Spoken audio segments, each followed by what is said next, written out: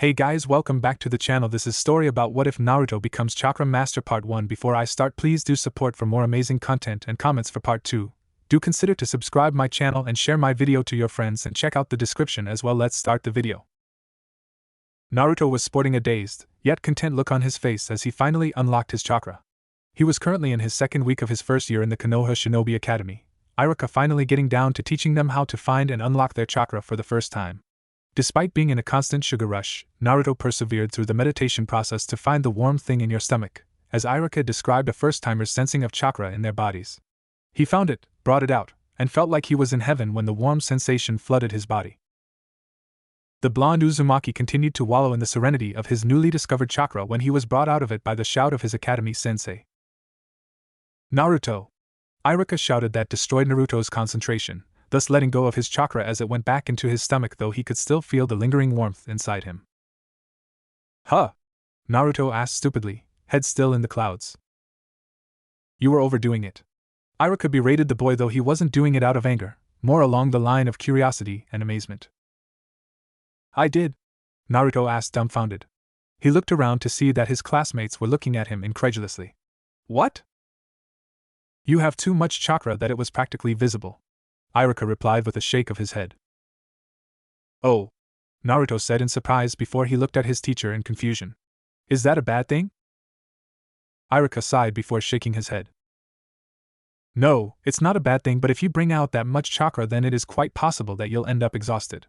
Chakra exhaustion is very dangerous, so you should be careful. Why is chakra exhaustion bad, sensei? Asked someone in class. Chakra exhaustion is what happens when you use too much of your chakra and hit the lowest point of your reserves. In most cases, you will just knock yourself unconscious since your body will automatically shut down just to keep you alive. Iruka told the class seriously. Won't it just refill again? Another student asked. Yes and no. Yes, your chakra will refill in time. However, I answer no because there is a limit. Keep in mind that chakra is a combination of physical and spiritual energy. If you empty your chakra reserves, then you will either suffer chakra exhaustion, or in worst cases, die because your body has no more energy to keep it going. This revelation scared the class into silence except for Uzumaki Naruto. As Iruka rambled on about chakra and its uses, the whiskered blonde loved the feeling of chakra and was practically excited to learn everything he could about this strange, yet useful energy that was a part of a shinobi's arsenal. Many label him an idiot, dead last, or a knucklehead, but there was one thing about Naruto that only Iruka knew. If he found something interesting, then he would do everything in his power to keep it, bringing out a level of intelligence that was rare for a 6-year-old to have. Naruto carefully made his way deep into the library, inwardly snickering for fooling the librarian of his real identity. He mastered the henge already, changed into a nondescript civilian in order to enter the library. Normally, anyone could enter the library, but his status as the village pariah, they hated him for some reason, made it almost impossible to enter stores and public areas without getting kicked out or glared at. He found it scary at first before his fear turned into something similar to apathy. After being subjected for years, he learned to just ignore it. He made his way to the shelf where the librarian directed him that contained basic shinobi information. Konoha Library was divided into 2 floors. The first floor was the civilian section where most of the books were on general subjects that civilians learn, though there were a few on shinobi to give the civilian populace an idea what the career entails. The second floor was exclusive to shinobi only, and you need to be one in order to enter. Since he was still an academy student, he decided to look for any information about chakra since there should be some scrolls or books about it in the civilian section. He doubted that he could effectively pull off a foolproof disguise that would fool the Chunin guarding the entrance. He might be obsessed with learning about chakra, but he wasn't that desperate to do something that would get him in trouble, especially with the Sandaime Hokage, his surrogate grandfather. It took him 2 hours to finally find the right books to read. The first one was a documentary on shinobi, abilities, responsibilities, and the likes. The second book was a basic history and study of shinobi. The third was a scroll containing basic information on chakra and how shinobi uses it for jutsus. Naruto wanted to immediately read the latter, but he decided to go through all 3 of them to make sure he didn't miss anything. Naruto was bored. He was currently hanging out in his surrogate grandfather's office since there was nothing to do at home. He spent the whole morning in the library to see if there were more books on chakra, and to his dismay, he couldn't find anything he hadn't read before. Because of this, he decided to hang out at the Hokage's office, practicing the leaf-sticking exercise Iruka-sensei taught his class 2 months before the first year ended. He was currently sticking 5 leaves on his body, 1 on his forehead, 2 on both sides of his cheeks, 1 on his chin, and the last one on his shoulder. He sighed as he pulled out another leaf from his pocket and stuck it on the other shoulder, concentrating a bit of his chakra to the area for the leaf to stick. "Bored, Naruto-kun?" asked the Sandaime, puffing on his pipe while taking a break from doing all the paperwork. "Diligent in practicing your chakra exercise, I see." "I got nothing to do else to do, Gigi," replied Naruto as he added another leaf to the exercise, this time placing it on his neck. This exercise was getting ridiculously easy, though he couldn't deny the fact that he liked the feeling of his chakra being active in his body as he subtly manipulated it across his skin. He heard from Irika that there were other chakra control exercises, but those were taught once they graduated from the academy. Why don't you read something? I know you like to read since Irika told me you tend to read during your break time in the academy. The Sandaime pointed out.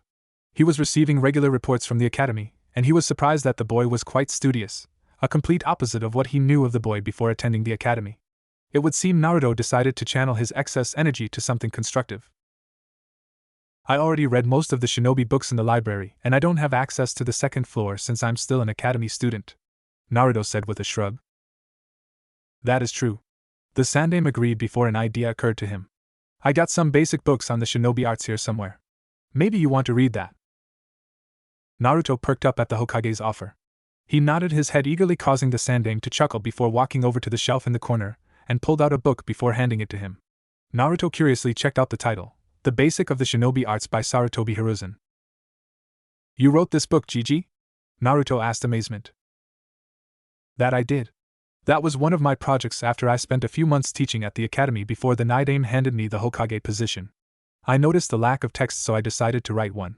Sarutobi answered. Thanks, Gigi, said Naruto before making his way to the lone chair in the corner and sat down, opening to the book and started to read, oblivious to the amused, yet proud expression on the Hokage's face. Naruto spent the whole summer before his second year reading the book his surrogate grandfather lent him. It offered a wealth of information about the different shinobi arts. Naruto was a bit dismayed that it didn't really teach him anything specific, but the details of the different shinobi arts was enough to keep him interested. He learned that chakra was the fuel of many shinobi techniques. Taijutsu required chakra pumped to the muscles to increase their speed, improve their offense and defense, as well as use advanced taijutsu moves. One example of this was the Hyuga's Jukin. Ninjutsu required chakra molded through the use of hand seals to manipulate it for certain effects. An example of this was elemental jutsus or supplementary jutsu, like the henge, kawarimi, and bunshin. Genjutsu was similar to ninjutsu but was geared into molding chakra to form illusions. Fuinjutsu, or the art of sealing, requires chakra to activate and deactivate seals. Kenjutsu, or the art of the sword, was similar to taijutsu, but kenjutsu masters utilize chakra to reinforce their weapon or transforming their chakra into different elements to release devastating attacks. Naruto was intrigued as he digested the information, liking the idea of utilizing his chakra to do all these things. However, he knew for a fact that he was still a beginner and couldn't hope to do what the books used as an example. Sure, he could do the henge, but he knew that he was still too young to go beyond that. That was why he attended the academy, to go through the curriculum, training to become a shinobi at a leisurely pace. After finishing his book, getting quizzed by the Hokage to make sure that he learned something from it, and answering all of his questions perfectly, the Sandaime offered Naruto the chance to check out the different books in his library. However, he was limited to what he could read since quite a lot of them were too advanced for him. Another condition was a solemn promise that he wouldn't attempt any of what he read without the Hokage's permission. Naruto didn't have any problem with that since he was more concerned on learning the basics than bowling his way to the application aspect of the shinobi arts. Naruto was currently lying on the floor of his apartment, one of his feet sticking to the wall. He pulled it off the wall, then placed it back again, turning the chakra flow on and off to test the amount and his reaction speed. He learned of the next step of the leaf sticking exercise when he asked the Sandaime about it after he saw a few shinobi walking on a vertical surface. His interest piqued when the aged leader informed him that it was a chakra control exercise taught to genins after they graduated from the academy. The Hokage didn't tell him anything in detail, but Naruto was able to read between the lines that chakra was required to stick to the surface. Considering that he was obsessed with chakra, Naruto wasn't stupid to let this new information go. He raised his other foot and channeled the right amount of chakra before sticking it to the wall. He tried to walk up the surface, but the strain of defying gravity proved too much for his 7-year-old body to handle. He got halfway up the wall until he got too tired to keep it up. He made a mental note to start training his body. After all, it was useless to learn how to walk on walls if he didn't have the body strength to pull it off. Since it was the weekend, Naruto went to the library under disguise to check out some physical training exercise, combing the civilian section for any information to get him started. He asked Iruka-sensei about it, and all he got was, if you want to improve your body to prepare yourself when you become a shinobi, then you need a balanced diet so you would grow properly, practice the katas of the academy taijutsu style to hone your muscles, and regular physical exercise to increase your strength, speed, and stamina. Despite his boring monologues, Iruka was a fount of information when it comes to the shinobi art. Dissecting what the academy teacher told him, he needed to eat a balanced meal. The problem with this was his status in the village. He had no problems with money since he was given a weekly allowance due to his status as an orphan, and he hardly used any of it except for his stock of instant ramen or pigging out at Ichiraku. However, his main problem stems from the fact that the shops would usually chase him out of their stores before he could get a word out. His first solution was to use the henge, but he knew that wouldn't work since most of the shops employed shinobi to make sure they wouldn't get swindled. His eyes took on an unholy gleam when he saw a section that showcases different jobs that a civilian could go into. He curiously skimmed through the pages until he found the one he needed. If he wanted food, then he needed two things. He needed to learn how to hunt since Konoha was surrounded by forest, which meant plenty of animals for him to hunt. He could easily use the spacious clearing behind his apartment to plant vegetables. This solved the ingredients needed for a balanced diet, but he needed to learn how to cook to pull this off. He grabbed a book on hunting and gardening before making his way to another section for a book on cooking. He made a mental note to ask the Hokage if he knew of a place that sold kitchen supplies since he had no idea where to get tools for cooking. A 9-year-old Naruto watched the school of fish in the water with extreme focus. When one of them came into range, his finger twitched, causing a string of blue energy to wrap around the fish before it was speedily pulled out of the water to land on a few of its flopping kin on the soft patch of grass. Deciding that it was enough, Naruto cut off the flow of chakra to his finger, dispersing the string into the air. He made his way to his catch for the day and proceeded to do a few hand seals before breathing out a stream of fire from his mouth to ignite the wood he piled together surrounded rocks to keep it contained. He was currently in a 2-day camping trip in one of the few training grounds outside Konoha. The 4th academy year would be starting in a week, so he decided to just relax and enjoy some quality time to himself while squeezing a few hours of training if he was in the mood. Who was he kidding? He was always in the mood for training. As he waited for his lunch to cook, he looked back on his memories as to how he steadily improved in his study of chakra. He started his balanced diet using what he learned from the library and a few helpful hints from Iruka and the Hokage. He hunted deer and rabbit outside the village, learned to skin and clean them before cooking. He also set up a good-sized vegetable garden in a hidden clearing behind his apartment that was yielding quite a harvest under his care. He also discovered that he was quite talented in cooking and was further improved when Tucci taught him everything he needed to know about managing the kitchen, which spices to use, how to slice vegetables and meat, and so on.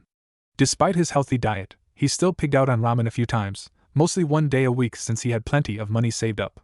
Since he was no longer buying overpriced food, he barely touched his allowance, only using it for supplies and training equipments. Naruto also created a physical training program of sorts to help improve core strength and speed. He already mastered the academy taijutsu style and dutifully performed the katas every day to commit them to muscles memory. He learned from Iruka that the academy style was not a proper style, but more along the line of an introduction to hand-to-hand combat with an option to expand on them by incorporating known styles or coming up with a new one. He already came up with a few moves that incorporated chakra for attack and defense. The training dummy he subjected it to didn't survive the experiment. He also came up with a list of exercises to keep himself in shape, like push-ups, sit-ups, sprinting, jogging, and training weights to improve his core strength. He purchased a few training equipments when traders set up shop outside Konoha a week every month. Iruka warned him about the latter since too much weight lifting might slow his growth, so Naruto merely started with 10 pounds every day and slowly adding 2 pounds each month. The growth was slow, but it showed results without hindering his potential. Thanks to his physical training, Naruto discovered that his overly large chakra reserves grew. He found out that as his chakra amount grew, the more it was necessary to fine-tune his control over them. He visited a few training grounds and watched jounins train their students in the shinobi arts. Naruto discovered water walking and listened attentively as the exercises was demonstrated. It took Naruto a month to master water walking compared to 2 weeks of tree climbing. He found it difficult since he had training weights on top of his body weight that slowed down his progress. Also, the exercise took longer since he had limited time to practice water walking due to the lack of water source deep enough to practice on. Aside from physical training and chakra control, Naruto also trained himself in the use of chakra. He didn't bother learning ninjutsu, except for the fire stream jutsu that was a D rank for starting campfires, since he was too young to do so, and it was dangerous to experiment. There were a lot of things that could go wrong when trying out elemental techniques. He had no plans of blowing himself up, thank you very much. He learned that genjutsu was a big problem for him due to his large chakra reserves. Such was the case, he concentrated on trying to shape his chakra similar to how Shinobi used the energy for various purposes. His inspiration was when the Sandaime told him about the puppet users of Suna, using chakra strings to move and fight using puppets. It took a year for Naruto to create a stable chakra string with all 10 fingers and a few more months after that to get some decent use out of them. Deciding that one of the fish was already cooked, he grabbed one and started eating before pulling out a notebook from his pocket. The notebook was his training journal. Everything he did during his training was dutifully written down for future reference, as well as a to-do list so he won't be forgetting anything important. His eyes strayed to the latter. 4th year training program. 1. Water walking done. 2. Increase body weights to 15 pounds done. 3. Find uses for chakra strings, partially done. 4. Find books on Fuinjutsu, ask Gigi if he has any or if he could borrow them. 5. Ask Iruka-sensei for advanced taijutsu scrolls, if allowed. Naruto sighed when he saw the 4th entry on his to-do list, his mind coming up with ways to convince his surrogate grandfather to lend him basic sealing books for him to study. Since ninjutsu and genjutsu were out of his reach, Naruto decided to study Fuinjutsu instead since most of it was theoretical and supplementary. Besides, he saw some of the jounins use seals to store items and found it cool. He decided to add that to his training program if he could find a good book about it. He closed his notebook with a clear view of what this year would entail as he reached for another fish. After his lunch, he would go back to experimenting with his chakra strings to get some good use out of them instead of using it as a fishing line. He planned to use chakra strings as a combat weapon, possibly making them fine enough or sharp enough to cut through objects. The thought made him giddy. A 12-year-old Naruto was currently waiting for his turn in the taijutsu portion of the graduation exam. The first part was a written test that he breezed through.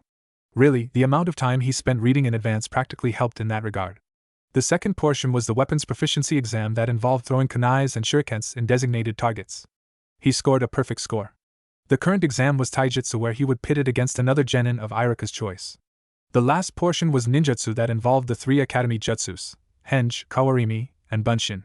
He was struggling with the latter, but his modified chakra control exercises saw to that. Uzumaki Naruto and Hamura Kaido. Iruka called out. Naruto pushed himself off the wall and made his way to the ring in the middle of the training ground. He smiled briefly to a few friends he made while ignoring the murmurs from the rest. He was slated to be Rookie of the Year thanks to his outstanding performance, and it would be solidified if he scored the highest in all of the exams. He had a bored look on his face as he stood in front of his opponent, a rather muscular 12-year-old from the civilian stock. Naruto remembered the boy to be a bully and wondered how he passed the previous exams, being a certified idiot who was all muscles and no brains. "Ready?" asked Iruka, getting a nod from the 2 combatants. "Hajime." As the signal came out of Iruka's mouth, Naruto disappeared from his spot in a burst of speed to appear behind the unsuspecting Kaido, who was stupidly looking at the spot in front of him.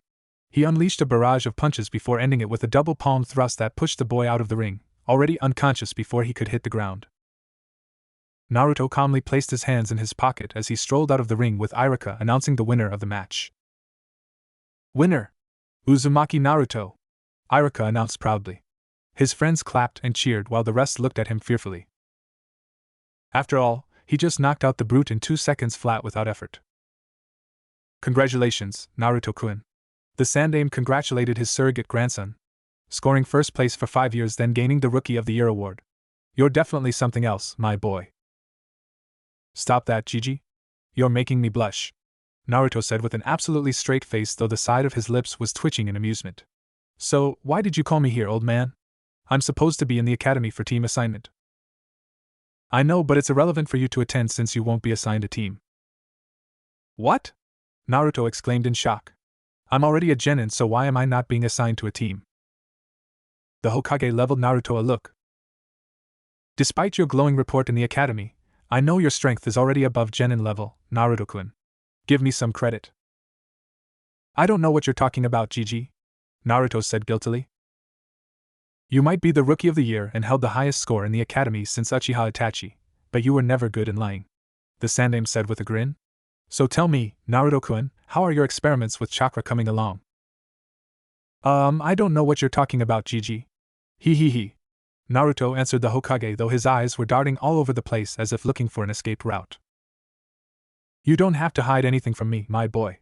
In all honesty, I am quite proud of your skills and discovery. You're definitely a prodigy in the shinobi arts. The Hokage assured the boy who was looking at him with resignation. How did you know? Naruto asked with a sigh. 5 years of secrecy all for naught. Damn sneaky old coot. How did I know that you are experimenting on chakra and already adept in Fuinjutsu? Asked the Sandaime, making Naruto nod. That's a secret. Damn you, old man. Naruto fumed, deciding to drop this now since he didn't want to reveal anything specific. So, if I don't get a team, what am I going to do? You won't be getting a team because I will be signing you up for an apprenticeship. Apprenticeship? Naruto asked curiously. There are currently 16 graduates in the academy, so there is one extra. If I assign you to a team, then that team would be overpowered. The only solution I could think of without putting you on reserve is to sign you up for an apprenticeship under a Tokubetsu Jounin. Oh, that sounds nice. Who's going to be my sensei? Naruto asked in excitement. That depends on what you want to specialize on. You see, apprenticeship is mostly according to what skills you want to develop. I already picked out some subjects that might interest you. What are they? Stealth and assassination, elemental ninjutsu, kenjutsu or weapon mastery, genjutsu, or advanced taijutsu. You pick one and I'll tell you who your sensei would be. Naruto mulled the options in his mind. Stealth and assassination sounds nice since I'm lacking in that area. Ninjutsu is also a good subject to learn since I am mostly restricted to chakra-based techniques, though that can be remedied with a trip to the library. I'm already allowed, right? He asked the Hokage, who nodded. Since he was already a genin, he could enter the shinobi section without a problem. I don't need a taijutsu master since I already have my own style, and I'm only lacking in experience to really master it. I suck at genjutsu despite my advanced chakra control. I have too much chakra to deal with. He gave the Hokage a look. We are going to talk about that later. Anyway, kenjutsu is a possibility, but if you want my decision, I think I'll pick stealth and assassination. The Hokage nodded before pulling out scroll from his drawer and tossing it to the blonde. Meet your sensei at training ground 44 tomorrow at 8 in the morning. I'll inform her later of your acceptance. Give her that scroll since I assigned your apprenticeship as an A-rank long-term mission, he said before his face grew curious. What do you want to talk to me about? When are you going to tell me that I housed the Kyuubi? Asked Naruto as the Sandaime paled. How did you know that? How did you find out? The Hokage asked, inwardly fuming as to who told Naruto the secret. He was already coming up with ways to make that person suffer. I studied my chakra for 6 years, old man. Naruto deadpanned. I found out that I have 2 types of chakra. One of them is my own, while the other is from another source. Some of the villagers kept muttering about demon when I passed by, so I connected the dot. Did a bit of research and voila, Uzumaki Naruto is the jinchuriki of the Kyuubi no Yoko that attacked Konoha 12 years ago. So when were you planning to tell me? The Hokage sighed. To be honest, I planned to tell you after our conversation today. Since you made genin, you're no longer part of the civilian council, so I can easily protect you if push comes to shove once you know your status as a bijou container. He admitted to the boy, who nodded, as if he already knew what he was going to say. Understandable, I guess. Naruto agreed. The civilian council can be a pain in the ass, and I know they've been giving you hell over me. Which reminds me, are you also going to tell me that I'm the son of the Yondaime Hokage? The Sandaime groaned. I don't think I need to ask how you know. You're too smart for your own good, he said while giving the cheekily grinning blonde a look. Don't blame me if the proof is out in broad daylight. Naruto smirked before pulling out a black book. He flipped a few pages before holding it up beside his face, the picture of the Yondaime beside his own. Get rid of the whisker marks and make my hair longer. You have a carbon copy of the Yondaime. His face is also plastered on the Hokage monument, and I see my dad's face every day. It also didn't help that the Yondaime did the ceiling. So yes, I know I'm his son. My question is, how come you didn't tell me? You're taking this way too calmly. I'm expecting you to blow up or shout. Heck, I was expecting my office to blow up.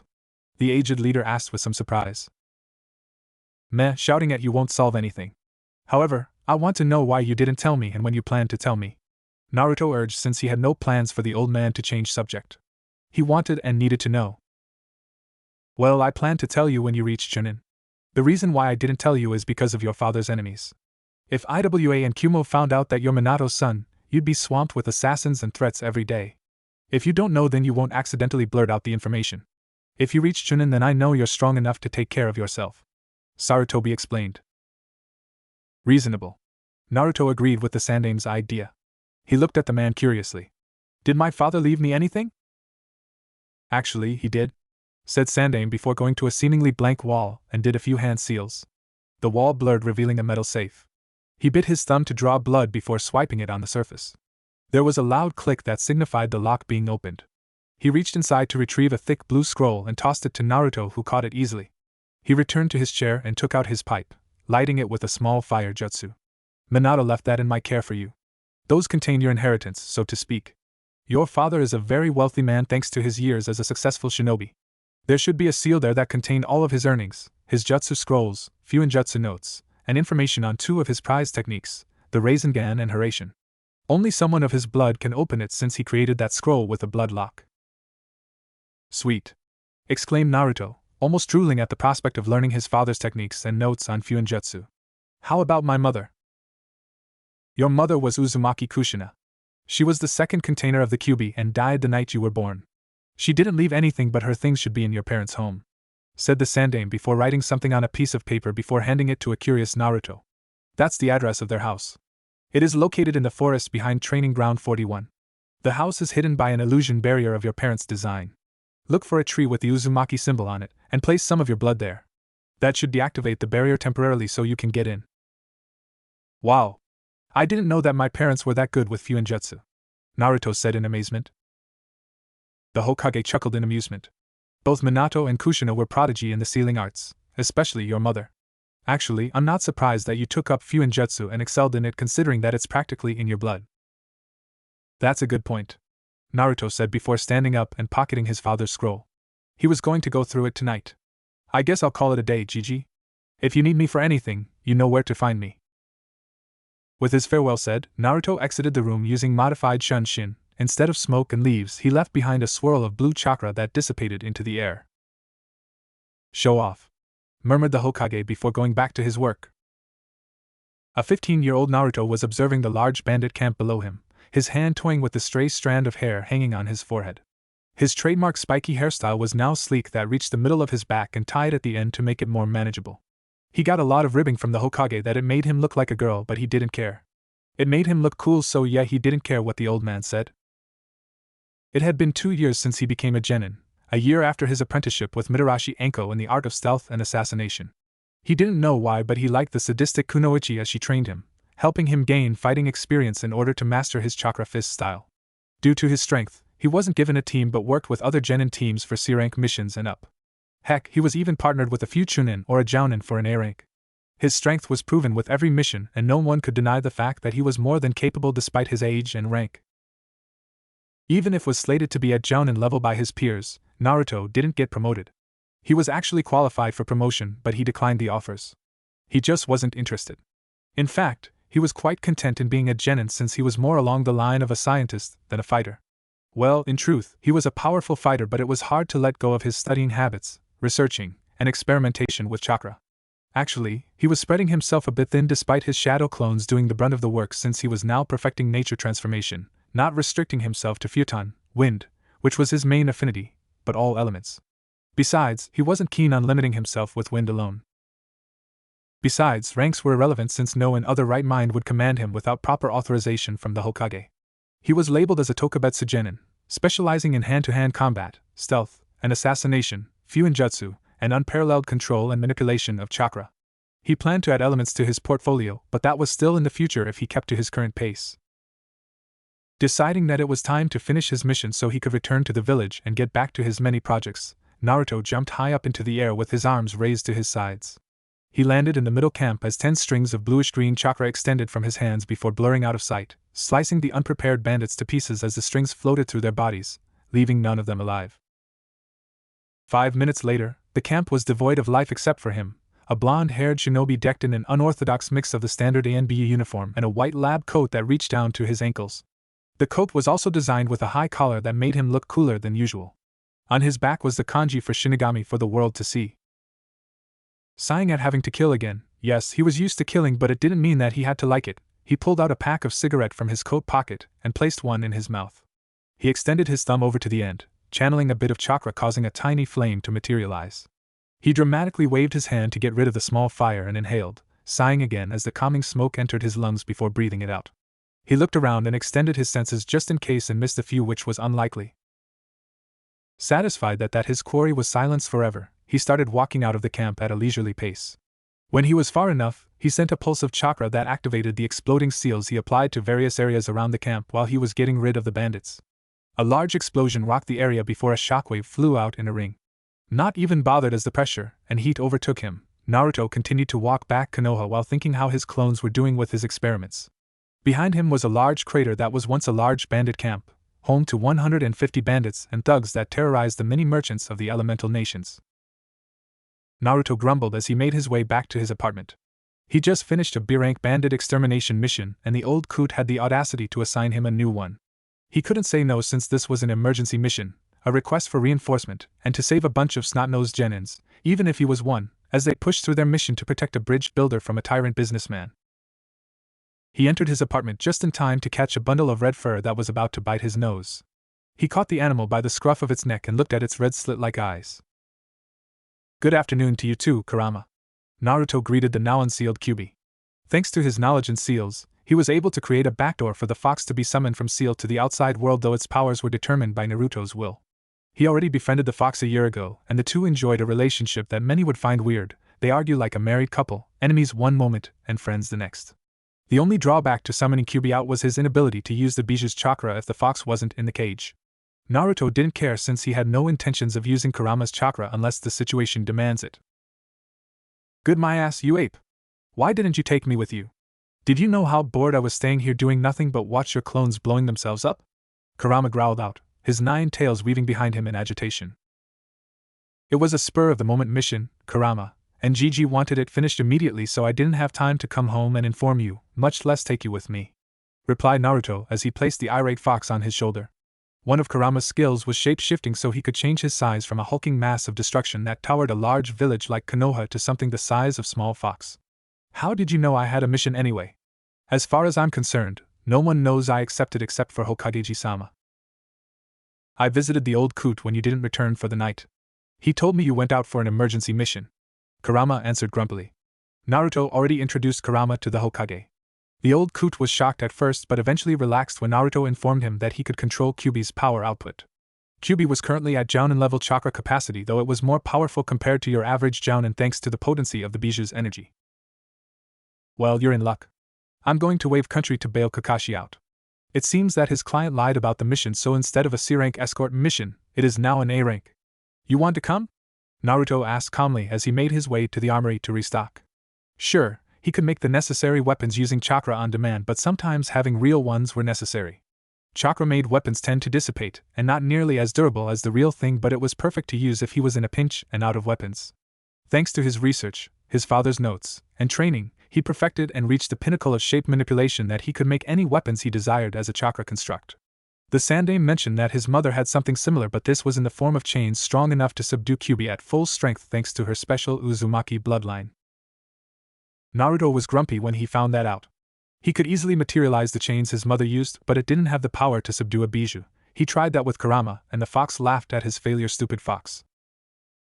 "Interesting. Do you have any idea who we're going to face?" Kurama asked eagerly. He was looking forward to a major battle or two. Sparring with Naruto tends to get boring even if it was fun. The last spar was a free-for-all between Naruto, Anko, and himself. It lasted for 5 hours with only him and Naruto remaining since Anko didn't have that much stamina as the two. She did make it fun by ambushing them with different attacks during the course of the spar, which the two welcomed since it added a certain spice to their weekly contest. According to Kakashi's letter, they encountered the demon brothers on their way to Wave. If we go by their bingo book entry, we can safely say that we will be facing Momochi Zabuza, the demon of the Bloody Mist. Easily an A rank considering that he was one of the 7 swordsmen of the mist, answered Naruto as he started sealing kunais, senbons, pre-made modified seal tags, camping supplies, food, and a med kit into the storage tattoo on his palm. Unlike storage scrolls, seals tattooed or grafted on human skin were more potent, long-lasting, and portable. Good. It's been quite a while. I had fun. Hopefully this demon can give me a challenge. Kurama huffed before taking his favorite perch on top of Naruto's head, not even worried about falling off with his container's movement, since he was already used to it.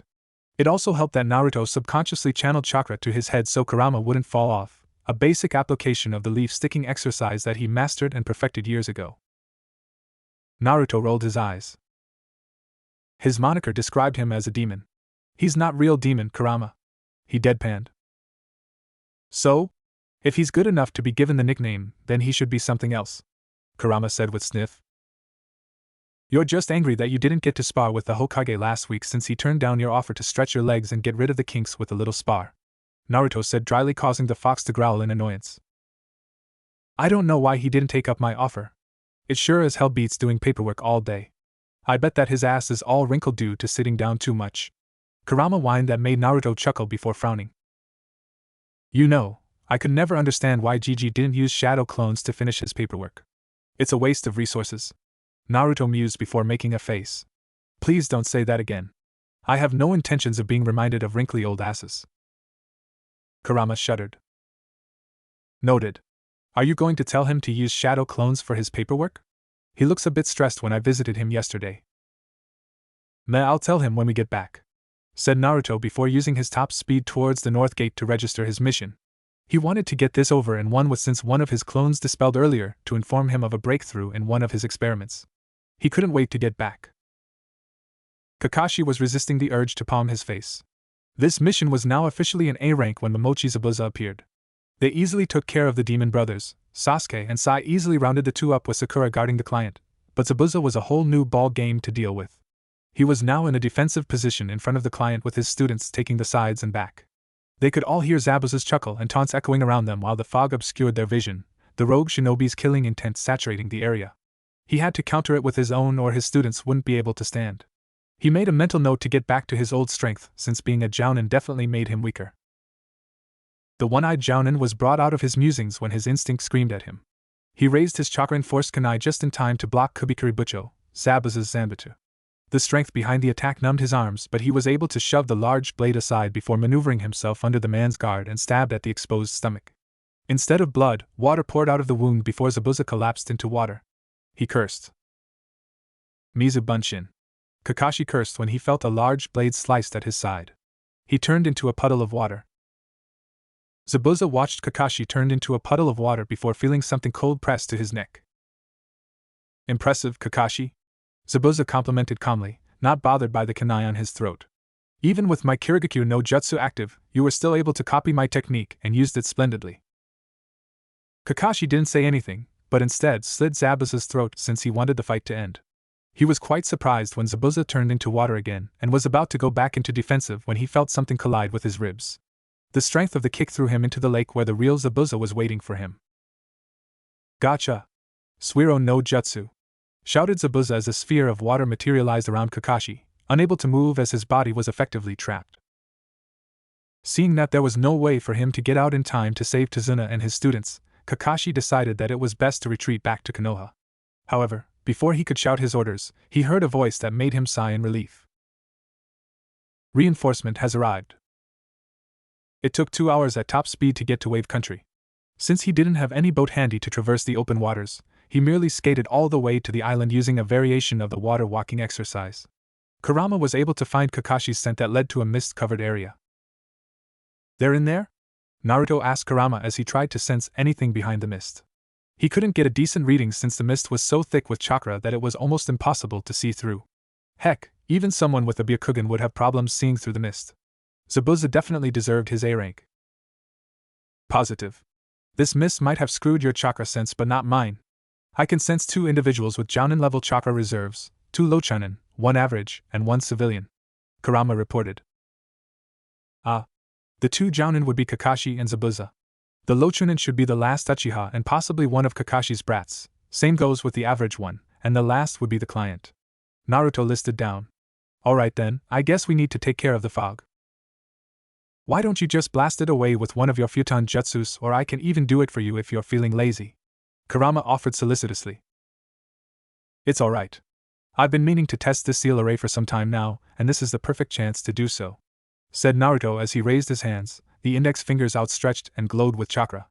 With the speed of a seal master, the hands and fingers moved in intricate patterns as the chakra was directed to draw a large seal.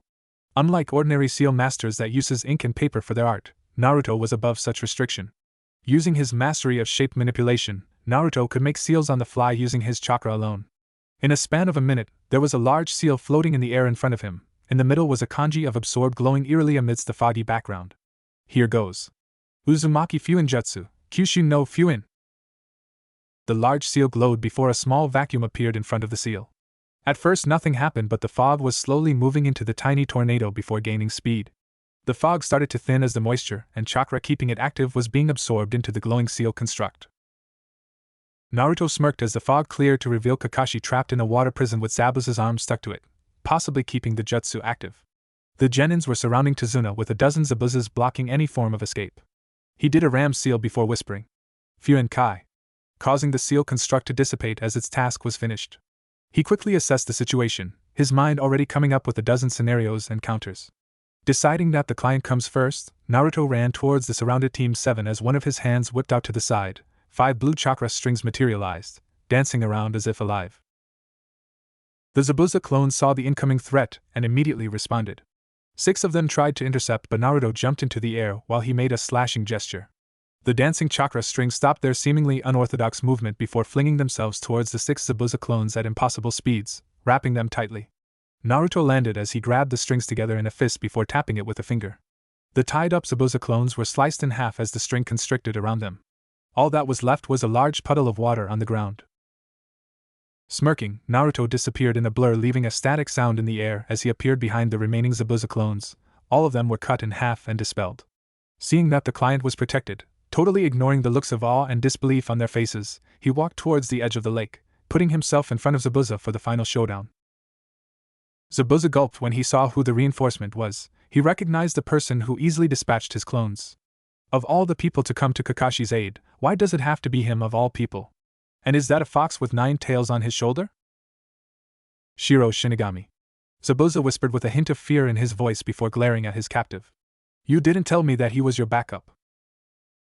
Kakashi was surprised as well. He was expecting another genin team or a jounin to back him up, but he didn't accept him of all people to take up the slack. How am I supposed to know that Hokage-sama sent him? Kakashi answered helplessly, though he was inwardly happy for getting Naruto. Naruto started at Zabuza in amusement. Momochi Zabuza, A-rank rogue shinobi of Kirigakure no Sato, fancy meeting you here. The blonde said cheerfully. Would you mind terribly if you release Kakashi-san from your water prison? Zabuza scoffed. Make me, brat, he said with a grin visible through the bandages on his face. If you insist, Naruto said with a nod before turning to Kurama, who was watching the man with a keen eye, like a predator eyeing a piece of meat. Do you want to do the honors, Kurama? Kurama didn't say anything but jumped off Naruto's shoulder before dashing forward at top speed, increasing his size for the battle. Zabuza wasn't prepared when something large collided with his body with such force that he knew that his muscles was going to have bruises in the morning. He was thrown back and let go of the water prison, releasing Kakashi in the process. He was able to right himself to land on the water. He was about to counter when he saw something in front of him that made him sweat. A human-sized Kyuubi was staring at him with such malevolence that it made his stomach clench and his instinct screaming at him to run away. Since the latter was not an option, pride and all that, he pulled off Kubikarabucho from his back and attacked the bijou in desperation. Naruto watched Kurama play around with Zabuza before noticing Kakashi appear beside him. Yo, Kakashi-san. He greeted the one-eyed jounin. Glad to see you here, Naruto. Did Hokage-sama send you? Kakashi asked the lone Tokubetsu genin of Konoha. What do you think? Naruto said dryly before fishing out a scroll from his coat and handing it to him.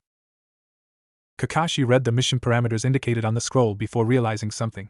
He gazed out into the lake to see Kyuubi practically making a toy out of the rogue shinobi. Naruto, why is Kyuubi outside the seal? Kakashi asked calmly, though he was inwardly screaming at the boy for releasing the fox, though he should have realized that the bijou wasn't attacking indiscriminately. He's my summon, Kakashi-san? Ask Hokage since he already knows. Oh look, he's almost done with Zabuza, said Naruto, saying the last part a bit too cheerfully. And he was right too. Kyuubi just unleashed a miniature Imari at Zabuza, who erected a water wall to stop it. However, the swordsman underestimated the power of the small ball since it easily exploded on his makeshift defense, obliterating it easily while the shock and heat wave damaged the man. A singed and wounded Zabuza flew out of the smoke to hit a 3 on the shore of the lake with a loud crack, sliding down with a thud, unconscious. Kurama calmly walked out of the smoke as he shrinked back to his chibi form before jumping on top of Naruto's head, a disgruntled look on his face. Not happy with the battle, I take it? Naruto asked the fox while eyeing the smoking form of an unconscious Zabuza. He walked towards the man while channeling his chakra to his hands, causing a tanto-sized blade to materialize. Demon my ass. The snake woman can give me a better challenge than he did, Kurama declared, glaring at Zabuza as if blaming the unconscious man for being weak. I don't think Anko would survive an Imari, Kurama, even if it is a watered-down version of it since you only used enough chakra for an A-rank jutsu, Naruto told the Bijou. Bah. I'll rather spar with you when we get back to Konoha. Sure. I need an exercise anyway with all those boring missions, though after I'm done with my experiments.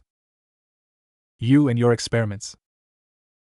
Naruto ignored the jab and was about to behead the Kiri rogue shinobi when a masked teen appeared beside Zabuza's down form before whisking him away in a swirl of ice.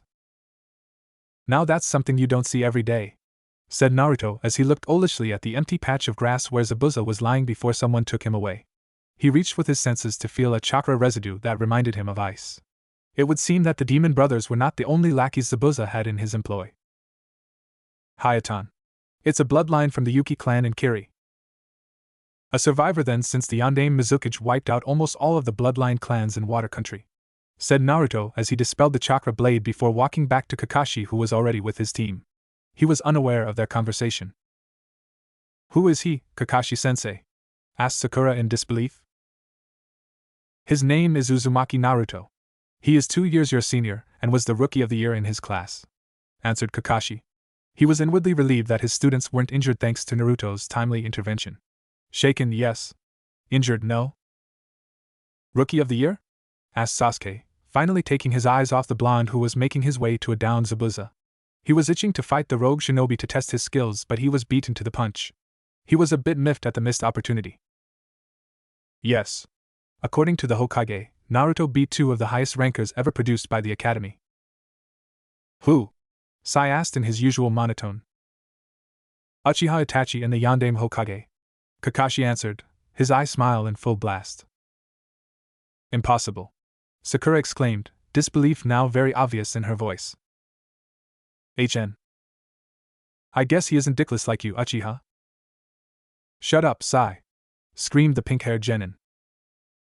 Make me boobless. Kakashi sighed as his team bickered. It didn't take long for the group to arrive in the safety of Tazuna's house. They were greeted by Tsunami, Tazuna's daughter, and ushered to the dining room for a small snack. Kakashi introduced Team 7 before turning to Naruto who was happily sipping his tea with Kyuubi napping on top of his head. Why don't you introduce yourself, Naruto? Naruto nodded in agreement as he placed his cup back on the table. My name is Uzumaki Naruto, 15 years old, and a Tokubetsu genin of Konoha. Nice to meet you all. Are you really a genin? Asked Sakura, giving Naruto a keen eye. What is a Tokubetsu genin anyway? I am a genin since I graduated the academy 2 years ago. A Tokubetsu genin is a rank given to a shinobi of genin rank with special abilities. That is all I can say, sorry. Bullshit. Kakashi said out while feigning a cough, earning him a glare from the blonde. Why aren't you with the team, Uzumaki-san? Asked Sai in polite monotone. Call me Naruto or Naruto-san if you want to be formal, he told the pale genin who had a fake smile plastered on his face. I never had a team though I worked with many shinobi teams in the past 2 years. I graduated with 15 others in the academy so there's an odd one out. Instead of being assigned a team, Hokage-sama decided that I should be put in an apprenticeship. Apprenticeship? That is very rare. What did you choose? Asked Sakura, recognizing the term since she read all about it in book during her academy days. I chose stealth and assassination, Harino-san. Please call me Sakura. Sakura-san it is then, Naruto said with a nod of respect to the girl. He heard from the grapevine that Kakashi passed a team consisting of an emo Uchiha, a fangirl Harino, and a creepy-looking genin, Sai. It would seem that the story was blown all out of proportion since Sakura wasn't behaving in her usual fangirly self. The two were spot on though and made a mental note to avoid Sai, not liking the speculative look on the teen's face. Why did you pick stealth and assassination? Asked Sasuke, causing the rest of Team 7 to look at him in disbelief. What? You said something other than your usual HN, said Kakashi in amazement. I thought you were an Aburaim, dickless, said Sai, earning a punch from Sakura. Stop calling Sasuke-kun dickless, Sakura screamed. Have you seen his dick? Sai asked bluntly, causing Tsunami and Tazuna to cough while Sakura blushed like a tomato. Sasuke had an indignant look on his face while Naruto chuckled in amusement. And no, Sakura managed to stutter out. Then until proven otherwise he is dickless, Sai said in a matter-of-fact tone. Alright. Let's stop discussing Sasuke-san's reproductive organ. It's creepy, Naruto said with a shudder. He made a mental note to really avoid Sai in the future. To answer your question, Sasuke-san, I chose stealth and assassination since that is my weak point. What is your skill set? Asked Sakura, blushing when Naruto looked at her with a raised eyebrow. I mean, since we are going to be working together, I think it is only right that we know what you're capable of. Tell you what. I'll tell you my skill set if you tell me yours first. Deal? Naruto bargained. He wasn't really worried about telling them a watered-down version of his abilities.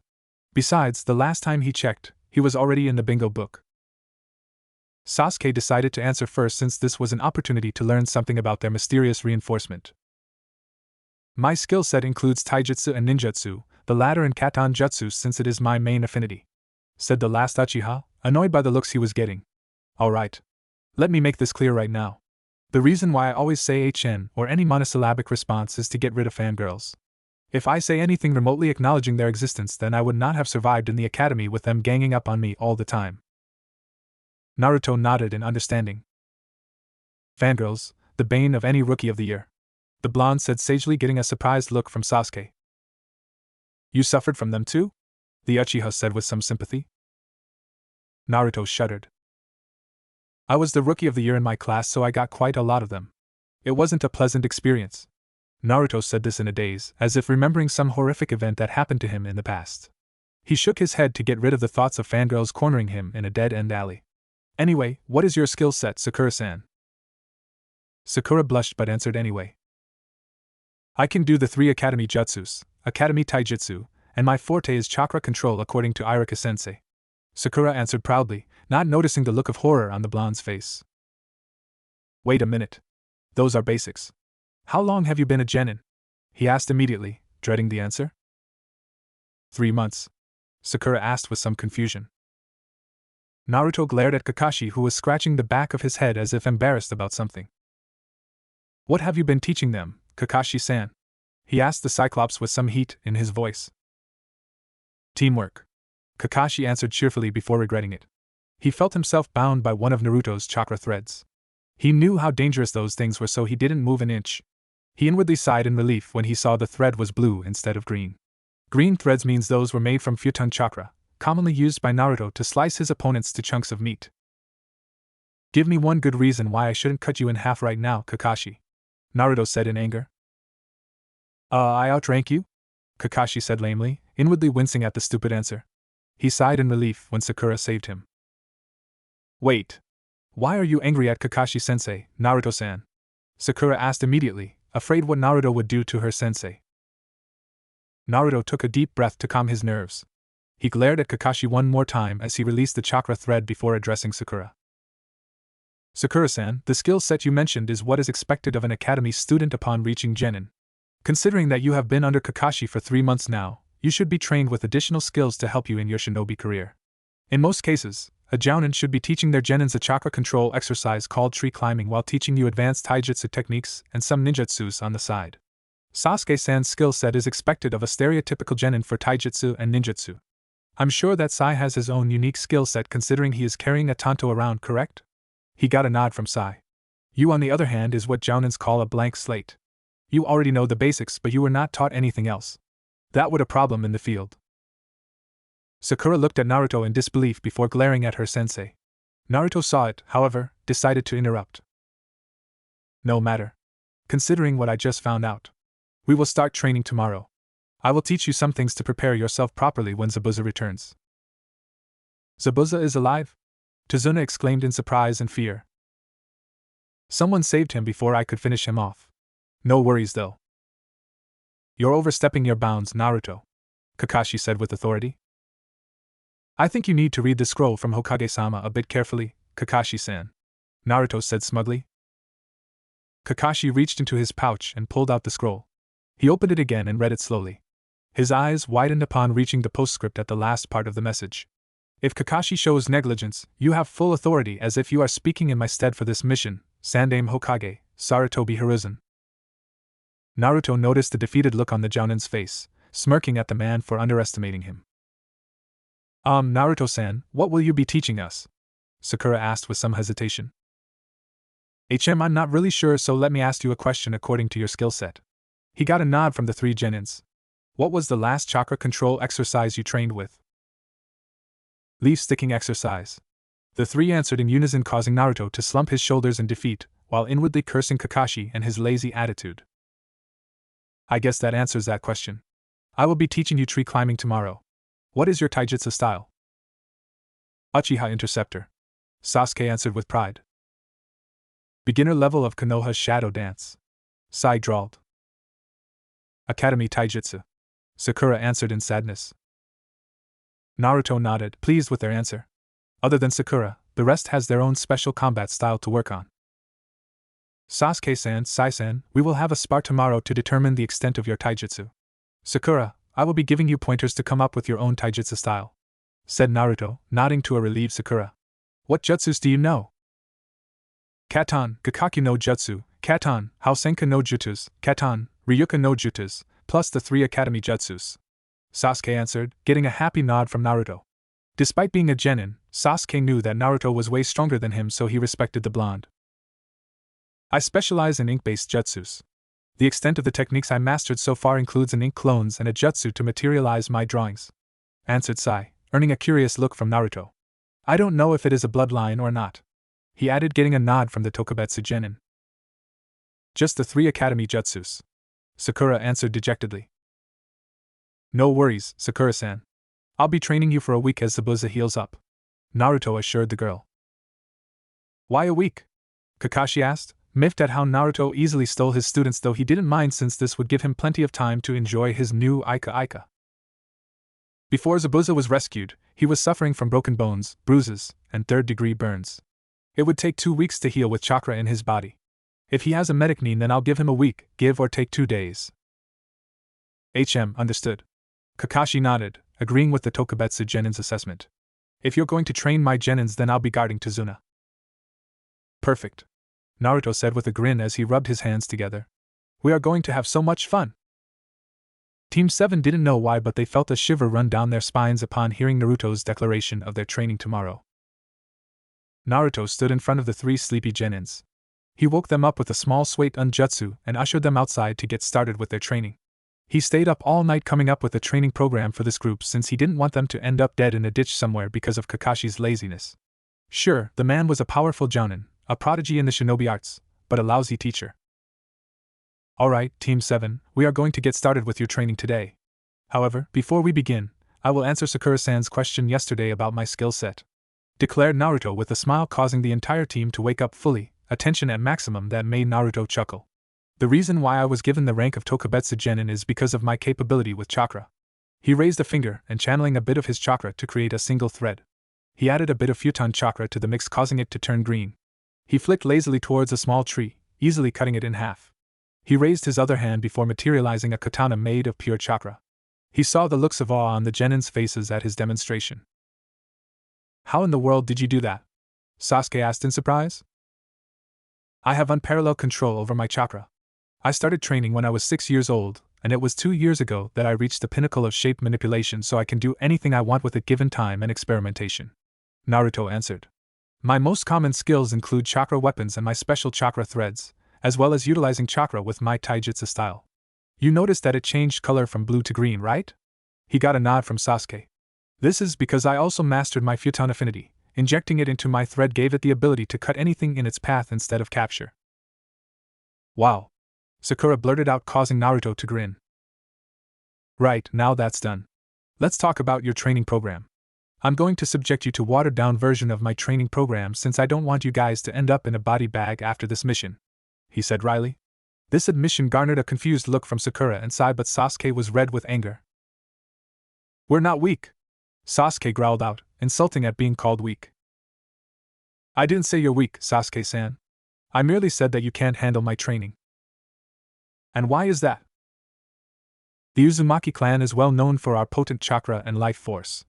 As a side effect, we have an advanced healing factor that made it easy for us to survive in harsh conditions. If I subject you to the real training program, then you can easily say that you won't like the results. Torn muscles would be the least of your worries, said Naruto. To drive his point home, He created a kunai and slashed his wrist. He showed the bleeding wound to the genins, who became astounded when the cut started healing at a rapid pace. See? If you can heal wounds like that in seconds, then I would be more than happy to subject you to hell on earth. He said this with a malicious gleam in his eyes that made Sasuke gulp. Now that we cleared that up, I want you to show me the back of your right hand. The confused genins did as requested, while Naruto created 3 identical seals using his finger. He studied the floating seals a bit and found nothing wrong with them.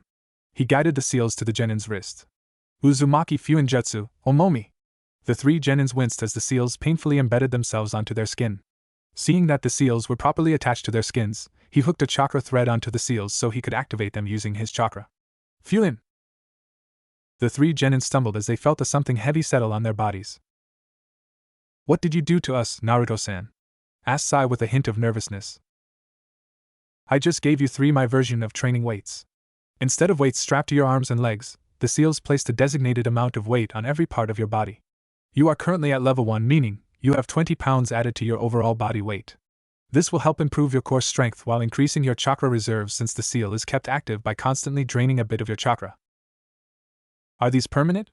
Sasuke asked while studying the intricate seal on his wrist, not bothered by the new tattoos since it was clear that Naruto was doing everything he can to help them get stronger, more than Kakashi anyway. Yes and no. The seal itself is permanent unless you want me to remove it.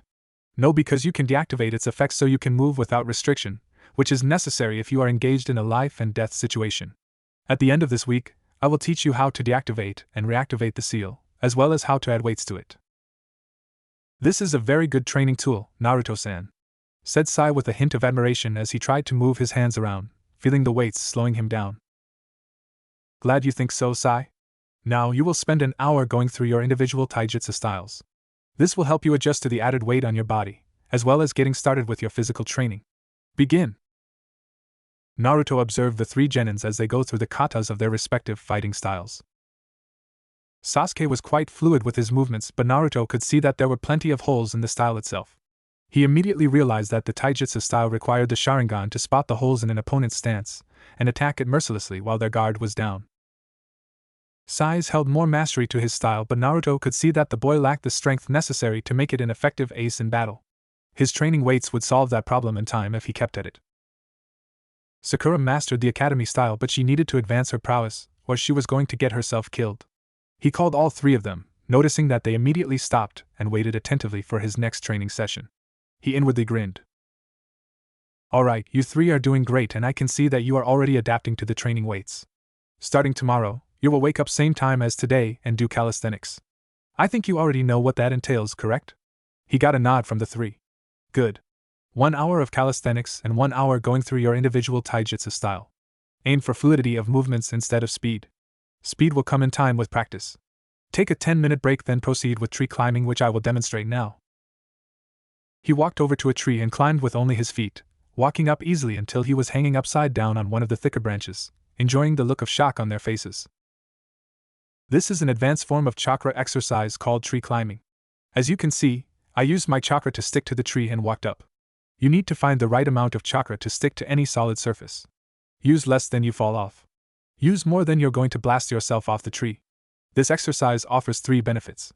1. You will learn to better control your chakra, making it easy for you to regulate your jutsus in the future. 2. This will help increase your chakra reserves. And 3. Since you are going to walk and run up and down the tree, you are using gravity as an additional weight training that will surely deplete your stamina. The more you progress in this training, the stronger you will become, chakra and strength-wise. He turned to Sakura. You should benefit from this exercise. I predict that you're going to be the first to master this exercise since you have below-average chakra reserves. Even if you got this exercise, I suggest that you continue running up and down the tree as a form of physical training.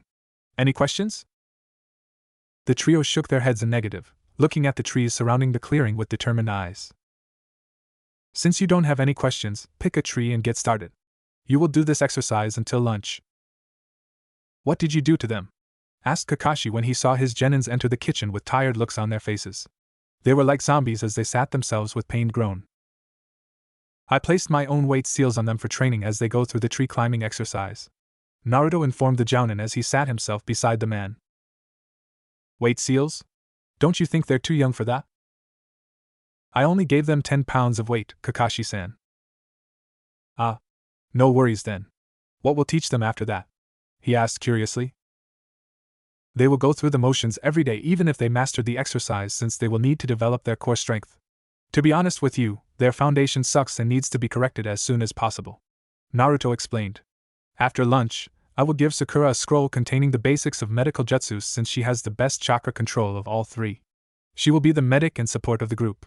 I will ask the boys to show me their jutsus. If they already mastered it, then good. If not, then I will teach them how to master their individual affinities. Aren't you going too fast? Kakashi pointed out, earning him a glare from the teen. I have no choice since you're too lazy to train them properly for the last 3 months.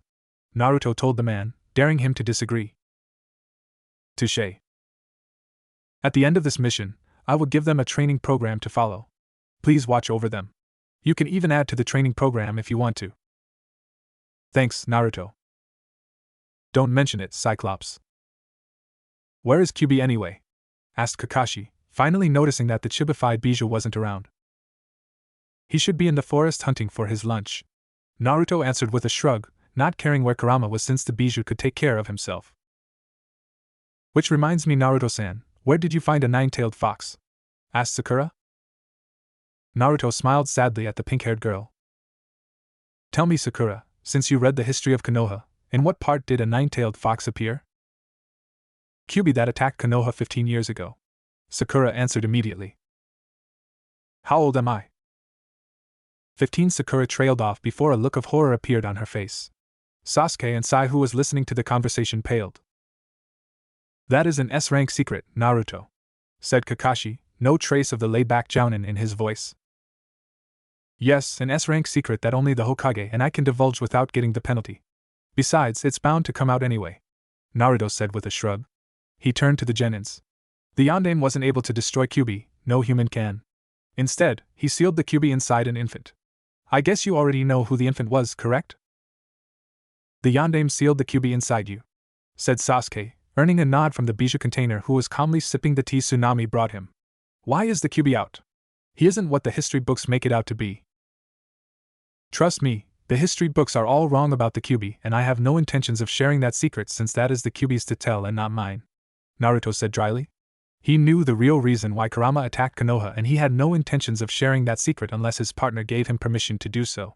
So far, there were only 3 privy to that information: him, Kurama, and the Sandaime. To answer your question, I dabbled a bit in Fuinjutsu and came up with a loophole in the seal the Yondaime used to seal Kyubi inside me. I struck a friendship with the fox, and we acted as partners ever since. I can summon him out of the seal, like a summon animal, but I have full control over his chakra. Currently, Kyubi has the chakra of a mid-level jounin. I can give him more if the occasion demands it, but I find that unlikely. The genins were subdued, their minds running a mile a minute at what Naruto revealed to them. But despite the thoughts that racked their brains, all 3 of them realized that Naruto was not the Kyubi. He was merely the container that held the monster that attacked Konoha all those years ago. Thank you, Naruto-san, said Sasuke and Sakura at the same time before looking at each other with a raised eyebrow. What for? Naruto asked in confusion. I think I can say this for Sasuke and I, thank you for doing your best in protecting us from Kyubi as its container. Naruto studied the two and saw nothing but honesty in their declaration. He saw Sai nod at him, agreeing to their statement. He gave them a smile. You're welcome and thank you. Naruto stood in front of Sasuke and Sai after the two demonstrated all the ninjutsu they know. Sure, they were powerful, but they were barely touching the potential these techniques could do.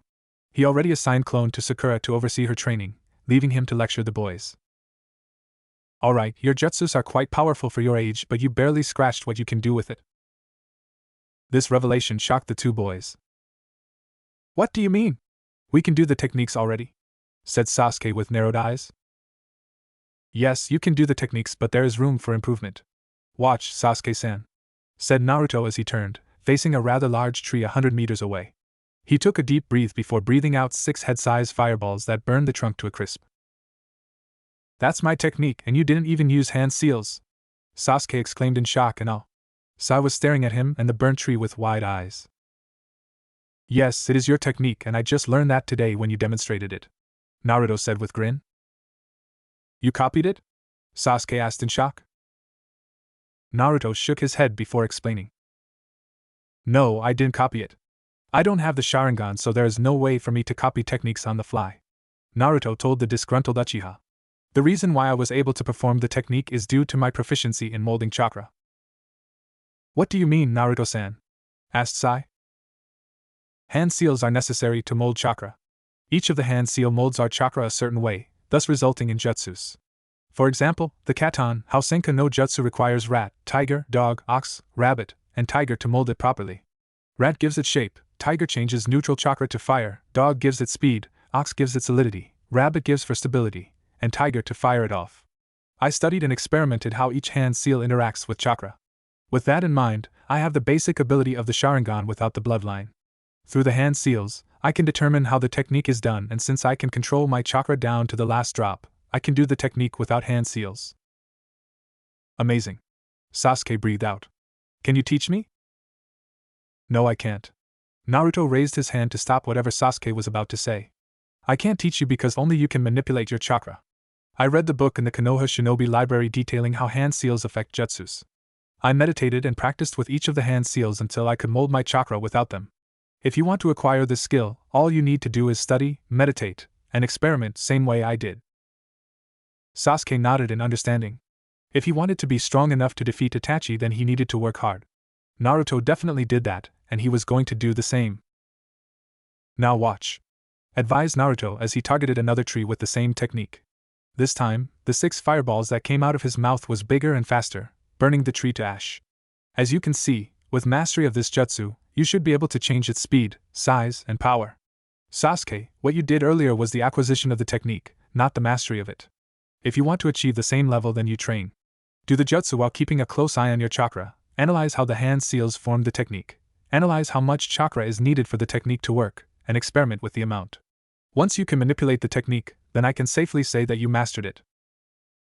Thank you, Naruto-san. Don't mention it, said Naruto while smiling at the boy. Now, for the next hour, you two will spar using everything in your arsenal. This should give you a form of battle experience, and give you an idea when to use your jutsus. This is another sign of mastery.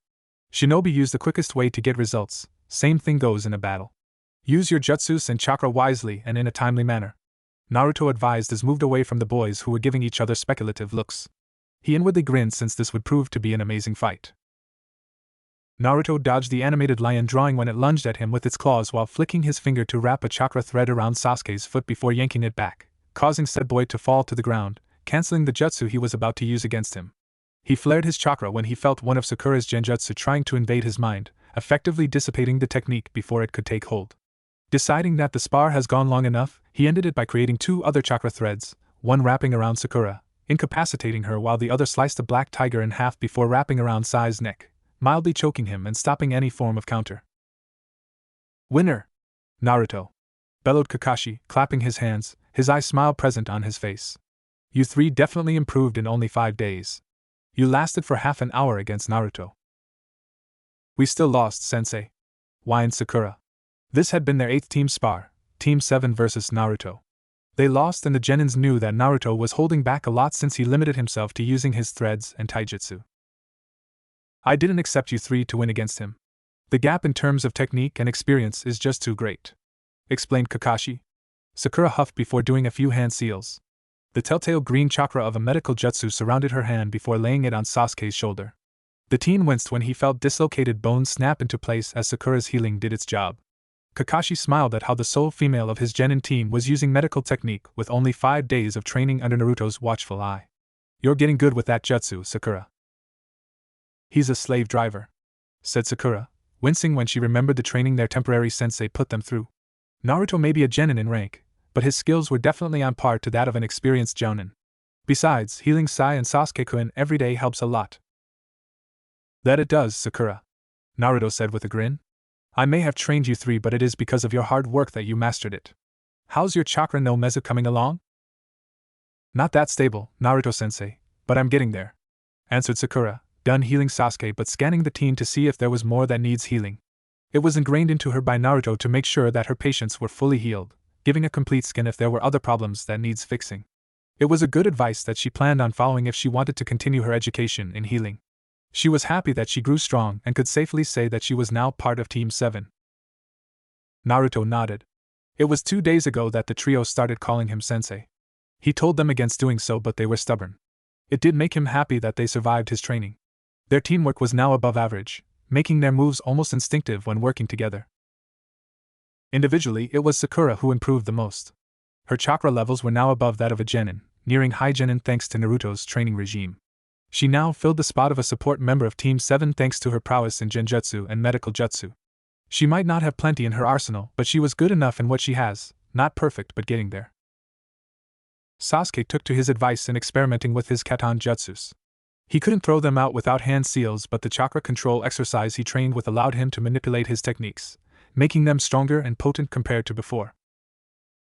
Sai's improvement involved the speed of activating his ink-based techniques, as well as a huge improvement in his taijutsu thanks to their daily spar. All in all, Team 7 was ready to face Zabuza again if he does return for a rematch. Naruto was sure that Kakashi would be taking care of the rogue shinobi while Team 7 would face the fake Chunin. So, Naruto, any plans for your side mission? Asked Kakashi as the five made their way back to Tazuna's house. He wasn't on guard duty since the client took a day off to relax, and Naruto was kind enough to station a few clones outside the client's house just in case Gato or Zabuza decided to attack. Not sure yet, but I have time. I can either go for Gato now or I can do so after we defeat Zabuza. Either way is good and I'm not in a hurry to get it done, he answered with a shrug. Besides, considering this is a tyrant businessman we are dealing with, I am quite sure that he would be betraying Zabuza after he gets rid of Tazuna. Why do you say that? The Jounin asked curiously.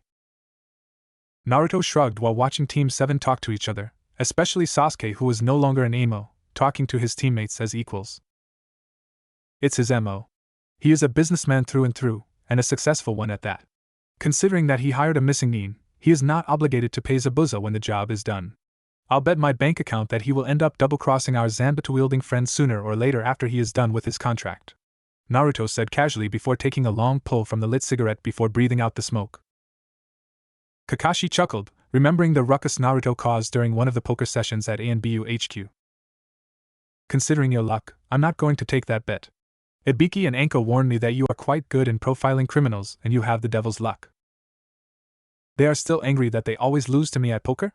Asked the blonde as his lips quirked into a smile. It's not my fault that they suck at the game. Getting 7 royal flushes in a row? Kakashi pointed out. It's a game of chance, Kakashi-san. The point is that they suck and I don't, Naruto said smugly. He made a killing that night, and Ibiki now owed him a favor. He didn't cash the favor yet since he might need it in the future.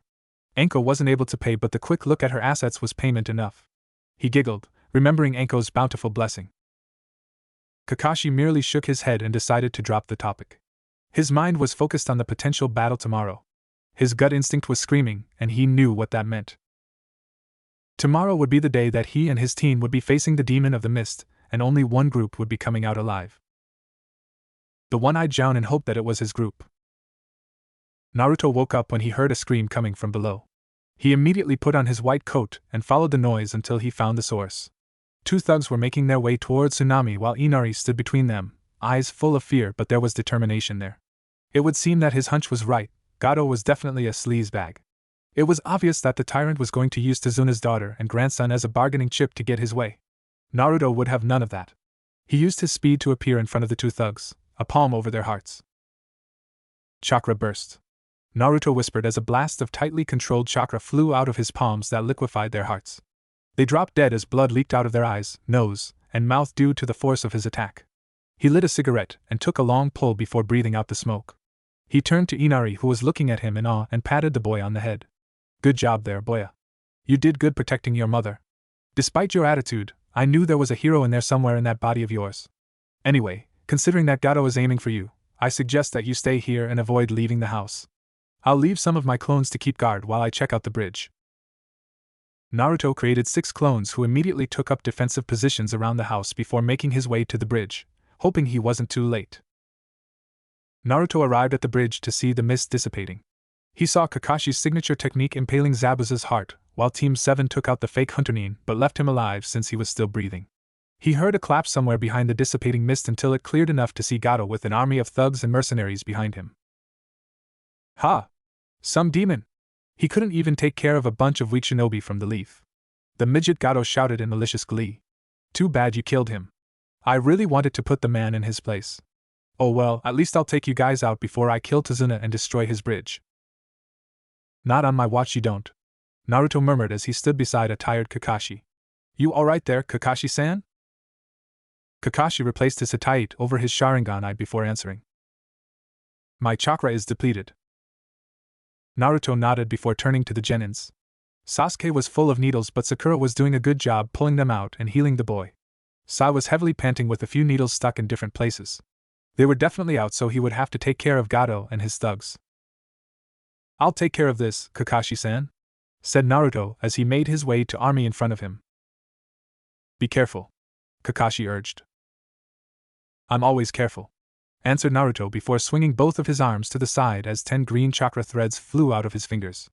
Let the dance of death begin, he murmured before blurring out of sight as the scream started. Team 7 couldn't take their eyes off the carnage in front of them.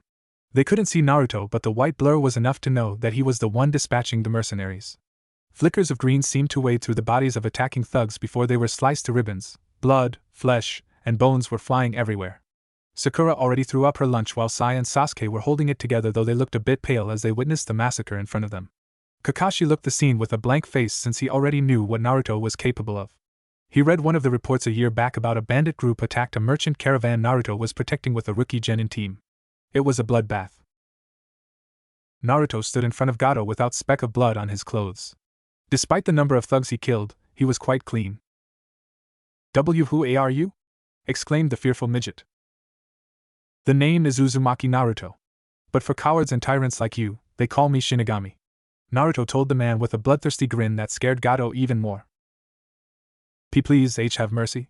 I'll give you anything why you want. Just spare me. Gato stuttered out fearfully, unable to believe that single man could decimate his army. 300 heavily armed men were cut to ribbons without an ounce of mercy. Since he was behind his troops, he saw everything. The teen in white would appear and disappear as if he was an apparition. Death followed his footsteps. The Shinigami given human form clad in a white coat. Let me think said Naruto before placing a finger on the quivering man's forehead. For your crimes against the people of Wave, your sentence is death. Die.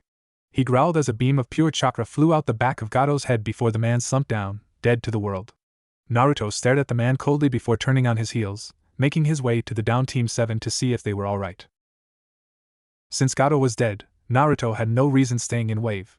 It had been 2 days since he killed the tyrannical businessman and his army. He already ransacked the man's mansion of everything he could get his hands on. He gave a few millions to Tazuna for Wave Country and placed the rest in a large sealing scroll that he stored inside the storage tattoo on his hand.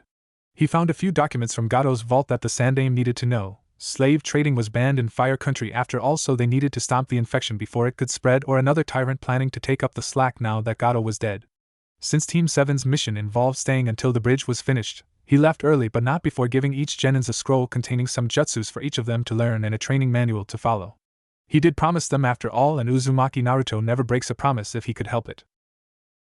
It took 5 hours to get to Konoha with his speed and immediately reported to the Hokage for a debriefing. He surrendered the documents to the aged leader, who in turn gave it to an Anbu to be handed to Ibiki to end the slave trade in the country once and for all. I take it that you also took Gato's wealth as well? The Sandaime asked, though he already knew the answer. Naruto was meticulous in his work if nothing else. Naruto nodded as he sat by the window, blowing smoke out into the wind. I gave half of it to Wave Country. The rest are still with me. I'll split it up into 3, 1/3 for me, 1/3 for Team 7, and 1/3 for the village. I hope that's alright with you, old man? That's fine. It's yours to do as you wish, and it's kind of you to give some to Team 7, the aged leader said with a smile. Hey, they did all the hard work. They took down Zabuza and his partner. All I did was off Gato and his thugs, Naruto said with a shrug. Gato and 300 of his men. The Hokage pointed out the omission. He already knew everything that happened since the blonde reported everything in detail. Details? Naruto said dismissively. So, is there anything else, old man? I have some research I need to do. Actually, there is. I want you to join this year's Chunin selection exam. You want me to what? Naruto exclaimed in disbelief. He couldn't remember how many times the old coot brought up the promotion, and he was getting tired of it. You're not deaf, the Hokage chided. I want to nominate you as a candidate for the exam. I can easily promote you to Chunin since you're qualified to be one already, but I know you wouldn't take it. Heck, With your very impressive mission accomplishment, I can even promote you to Jounin right off the bat if not for the uproar it would cause. Damn right I wouldn't. You know I'm happy as a genin forever, Naruto said, leveling the smirking Hokage a glare as if daring him to challenge his declaration. Yes, I know. You told me that over 100 times already. However, I want you to move up the ranks. Sarutobi Hiruzen sighed, showing a weakness that made Naruto frown. I'm getting old, Naruto-kun, and I have a feeling that this will be my last year as Hokage, so I want to make sure that you have the rank to back you up when I'm gone. I don't need protection, Naruto said indignantly before giving the aged leader a pointed look. What do you mean this will be your last year as Hokage? Is there something I need to know about? The Sandaime nodded, his face turning serious. I received a report from Jiraiya via messenger told that Orochimaru is planning to attack Konoha during the Chunin selection exams. I know that he's set on destroying the village, but I know that there is an ulterior motive behind this. Your joining the Chunin selection exam serves 2 reasons. 1. To grant you a promotion without causing problems. I think you know the civilian council is still out for your blood and Danzo is still adamant in training you as a weapon. If you're Chunin, then you have an added protection to their machinations. Fine. I'll join the exam if you really want me to, Naruto said with a sigh, finally giving in since he couldn't deny the fact that the Sandaime was right in his assumptions. Despite the fact that the Shinobi Council was on his side of the fence, the elders, especially Danzo, and the civilian council could still make his life miserable with their machinations. What's the second reason? I want you to keep an eye out for Orochimaru. I'm sure that he will be infiltrating the exam, so I want you to use your considerable talents to find him. You don't need to engage him, just report everything you find out, and I'll handle the rest. Sounds like an S-rank mission, Naruto said with a gleam in his eyes. It is an S-rank mission, unofficially of course. He added the last part to drive his point home. I'll take it then, Naruto agreed. How can I join the exam if I don't have a team? I know there's a rule that a complete team is necessary to take the exam. Correct, but an apprentice can take the exam if they are qualified enough and if approved by the apprentice's master. I haven't removed your status as an apprentice and Enko already gave her permission. She said it along the line of hell yeah. Let him join and kick everyone's ass. I'll make a killing betting on him. The Sandaime said in amusement with Naruto chuckling. Since you already have permission, you can join the exam without problems. Fine. I'll attend the exam. This could be fun and I'm quite bored lately doing nothing but missions and researching on bettering my techniques. Considering that genins from other villages would be attending, I'm sure I'll get a few research ideas from them. Anyway, when is the exam and how many villages signed up? The exam is in 2 weeks. I received a confirmation that teams from Suna, Kumo, Kusa, and Taki joined up. A new village that goes by Otogekure also signed up, but only a single genin team joined, Sarutobi said with a frown. Otogekure? Sound? That's definitely new, Naruto mused. Anything we know about this new village? The only thing we know is that the village is hidden somewhere around Rice Country. We don't know who the leader is and Jiraiya's spies weren't able to infiltrate, much less find the village in question. Judging from their name, we can safely say that they specialize in sound-based techniques or something similar. Definitely a potential for research then, Naruto said in glee. Is research all you think about? That's what I'm good at, old man. Naruto read the notes his clones made for him. Sure, he would get the memories of his clones when they dispel, but a journal was quite useful since it was almost impossible to keep track of everything even with his control over his mindscape. The new entries in the journal detailed the clones' experiment in perfecting the different nature transformation other than wind. The reason for this was his disbelief that shinobi could only have 1 or 2 elemental affinity. Those with bloodline may acquire 3 depending on what their bloodline was. However, Naruto disabused that fact since it was quite possible to acquire different affinities given time and training.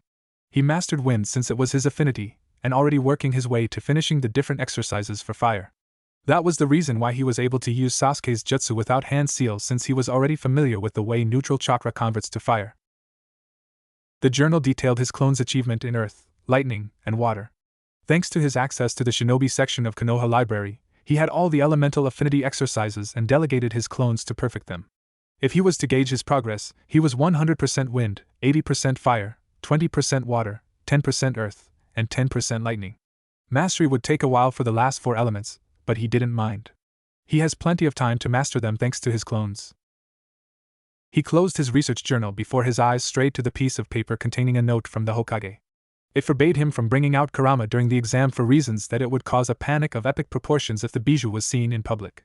Kurama raised quite a stink upon hearing that but quieted down when Naruto pointed out that he didn't need the headache the civilian council and the elders would cause if they found out that he could bring out the most powerful bijou in the elemental nations as a summon. However, the note also mentioned that he could bring out Kurama if, and only if, the situation demands it. If Orochimaru pushed through with his planned invasion, then Naruto would gleefully bring out Kurama with foretales of his power to decimate any summons coming their way. Since Orochimaru held the snake summoning contract, Naruto was sure that giant snakes would be making an appearance during the invasion. Kurama drooled at the thought of burning the snakes down to ashes and a treat if the snake boss was one of them. Naruto burned the letter with a small concentrated burst of chakra before making his way out of his makeshift lab underneath his apartment. He needed to meet with Team 7 to give them their share of Gato's loot. Besides, he wanted to gauge how they were doing with the training program he gave them, as well as test them on the jutsus he gifted the genins. Naruto knew that Kakashi would be nominating them for the Chunin selections since he heard from Anko that Team 8, 9, and 10 were being nominated as well. Those jutsus would definitely help considering what they were up against. What happened to Haku? Asked Naruto, as he watched Team 7 face off against two of his clones in a friendly spar, though it was far from being friendly since his clones were being merciless and giving the three a beating for the trio to gain battle experience other than improving their individual skills. I don't know how it happened, but Haku and Sasuke bonded. They became friends while we're watching Tazuna as he finished his bridge. I don't know what Sasuke did, but it broke Haku out of his suicide funk. He went back to Kiri to join the Bloodline Rebels liberate the country. He told me that it was Zabuza's wish to topple the Yandere Mizukes, so he's going to join the anti-government faction and lend a helping hand. Kakashi explained before wincing when he saw one of Naruto's clone axe kick Sai into unconsciousness. Do you have to be so rough on them? Naruto shrugged. They asked for it. Besides, I was trained by Anko this way and I find pain to be an effective medium in teaching someone a lesson they will never forget. He explained to the one-eyed Jounin with a slightly sadistic smirk on his face. Anko isn't really a good role model. Kakashi deadpanned. And you are? Returned Naruto with a raised eyebrow as if daring him to disagree. Touché. Besides, with this training method, they would be prepared for the Chunin exam in 2 weeks. At the training regimen they do every day, they would most likely bulldoze through the competition barring a select few. Naruto admitted, pride swelling in his chest as he watched the progress of Team 7 with his training regimen, a slightly watered-down version of it, but it worked. You do know for a fact that you're also taking the exam, Kakashi pointed out. He was so going to tell his team to avoid Naruto at all costs if they want to survive to the last phase of the exam. Temporary sensei or not, he knew that Naruto would be merciful to them. If they meet you, then they are as good as defeated, since I know you won't be showing any mercy even if they are your temporary students and comrades. Call it a survival test if you will, Naruto said with a dismissive wave of his hand. You're evil, you know that, right? Your point? Naruto casually entered the academy and made his way to the 3rd floor, ignoring the genjutsu, as well as the genins being intimidated by a disguised Izumo and Kotetsu to discourage their participation in the first phase of the exam. However, he stopped and palmed his face when Sasuke pointed out the genjutsu. He turned around and approached the idiot before bonking him on the head with a fist, earning a snicker from Sakura and Sai, who watched the two in amusement. Why in the world did you open your trap, Sasuke? Naruto almost growled at the Sharingan-wielding boy who was nursing a bump on his head. But they were using a genjutsu. I just had to point it out. Sasuke whined. His time at Wave under Naruto's influence definitely mellowed him out. He was no longer the monosyllabic moron he was during the academy and was letting his emotions out. Did you ever think that the genjutsu was placed there for a reason? A reason? Oh, I don't know, maybe to eliminate the competition? Naruto growled out with pure sarcasm in his voice. Sasuke blinked. I didn't think of that, he said dumbly before he was bonked again. Oh. That's for not thinking, said Naruto before turning to a snickering Sakura. Why didn't you stop him? You know how hard-headed he is, Naruto-sensei. She deadpanned before snickering again. Naruto sighed. You can drop the sensei now, Sakura. I'm done teaching you 3, so drop it, he told the pinkette, who merely shrugged. Sure, Naruto-sensei, said Sakura, causing Naruto to groan. Ugh. You're hopeless. All 3 of you are hopeless. Naruto sighed before gesturing for them to the stairs. He raised his hand just in time to catch a kick. Not now, Lee, he said irritably to a genin wearing green spandex and sporting a bowl-cut hairstyle. YOSH. You're as youthful as ever, Naruto Keien, shouted Lee before he was forcefully thrown to a wall courtesy of an annoyed Naruto. That he collided so hard that his body left an indentation before comically sliding down to the floor. Damn it, Lee! Tone down your volume. Sheesh. Guy really made a mess turning you into his mini-me. One youthful idiot is enough for this village. Lee jumped up as if nothing happened before giving Naruto his patented teeth-sparkling smile. Why oh yash, said Lee, toning down the volume when he saw Naruto raise a chakra-coated fist. He may be a glutton for punishment, but he wasn't suicidal, and annoying Naruto in a bad mood was definitely suicidal. Why did I ever agree to this exam? Naruto cried out, causing those who knew him to snicker. How does your teammate know Naruto-sensei? Sakura asked Tenten as they watched Sasuke trying to defend himself from Lee's speedy attacks. Lee introduced himself to Sasuke and wanted to fight him. His ego stroked by being called a prodigy by Lee, Sasuke took up the challenge and was getting his butt hooped. Why do you call him sensei? Tenten asked curiously, wincing when Lee kicked Sasuke on the chin, sending the Uchiha off the ground. He taught us during our mission to Wave Country and left us a training program to follow afterwards. He even taught me medical jutsus and genjutsu so I can support my teammates, Sakura said proudly. Same old Naruto, Tenten said with a smile. He did the same thing to us last year when we became Team 9. He accompanied us to a B-rank mission to T Country. When he saw our training lacking in some areas, he taught us for a week and gave a few pointers for Lee. In fact, Lee was the one who benefited the most from his training. What did he teach, Lee? Asked Sakura curiously. Lee can't channel chakra to do ninjutsu despite having chakra in spades, Tenten explained, causing Sakura giving her an incredulous stare. Really, his body produces chakra but he can't bring it out. Naruto taught him a unique way to channel chakra to augment his physical strength and speed. He still can't do ninjutsu or genjutsu to save his life, but he can use chakra for body augmentation since it is all internal. If you don't believe me, check out Lee as he fights your teammate. You should see his muscles bulging at different intervals. Sakura curiously observed Lee and definitely noticed what she was pointing at. You're right. Is that because of Naruto-sensei's training? With her limited understanding of human anatomy taught to her by Naruto, muscles shouldn't bulge that way. It was unnatural and totally new to her. Naruto taught him that. According to Gai-sensei, Naruto is considered a chakra sage by the Jounins due to his unparalleled control over his chakra and his knowledge of its intricacies and use. Not even the Hokage or the legendary medic, Tsunade-sama, can match him in the way he uses and channels his chakra to produce amazing techniques. He even taught me how to effectively channel chakra to my weapons to make it more effective in combat, said Tenten before pulling out a kunai and channeling a bit of chakra to it, coating the weapon in blue energy. She threw it to a wall, but instead of piercing through it, the tip hit the wall, causing a small crater, resulting Sakura's jaw falling to the floor in disbelief. Nice, right? He taught me how to manipulate the chakra I channel to the weapon. I can make it sharp enough to pierce through anything or blunt the tip to cause a bludgeoning effect. It was a bitch to master, and that's all I can do at the moment.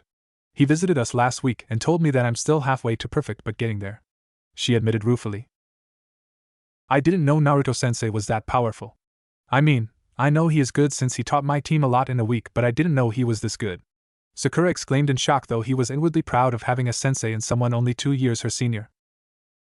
He is very modest.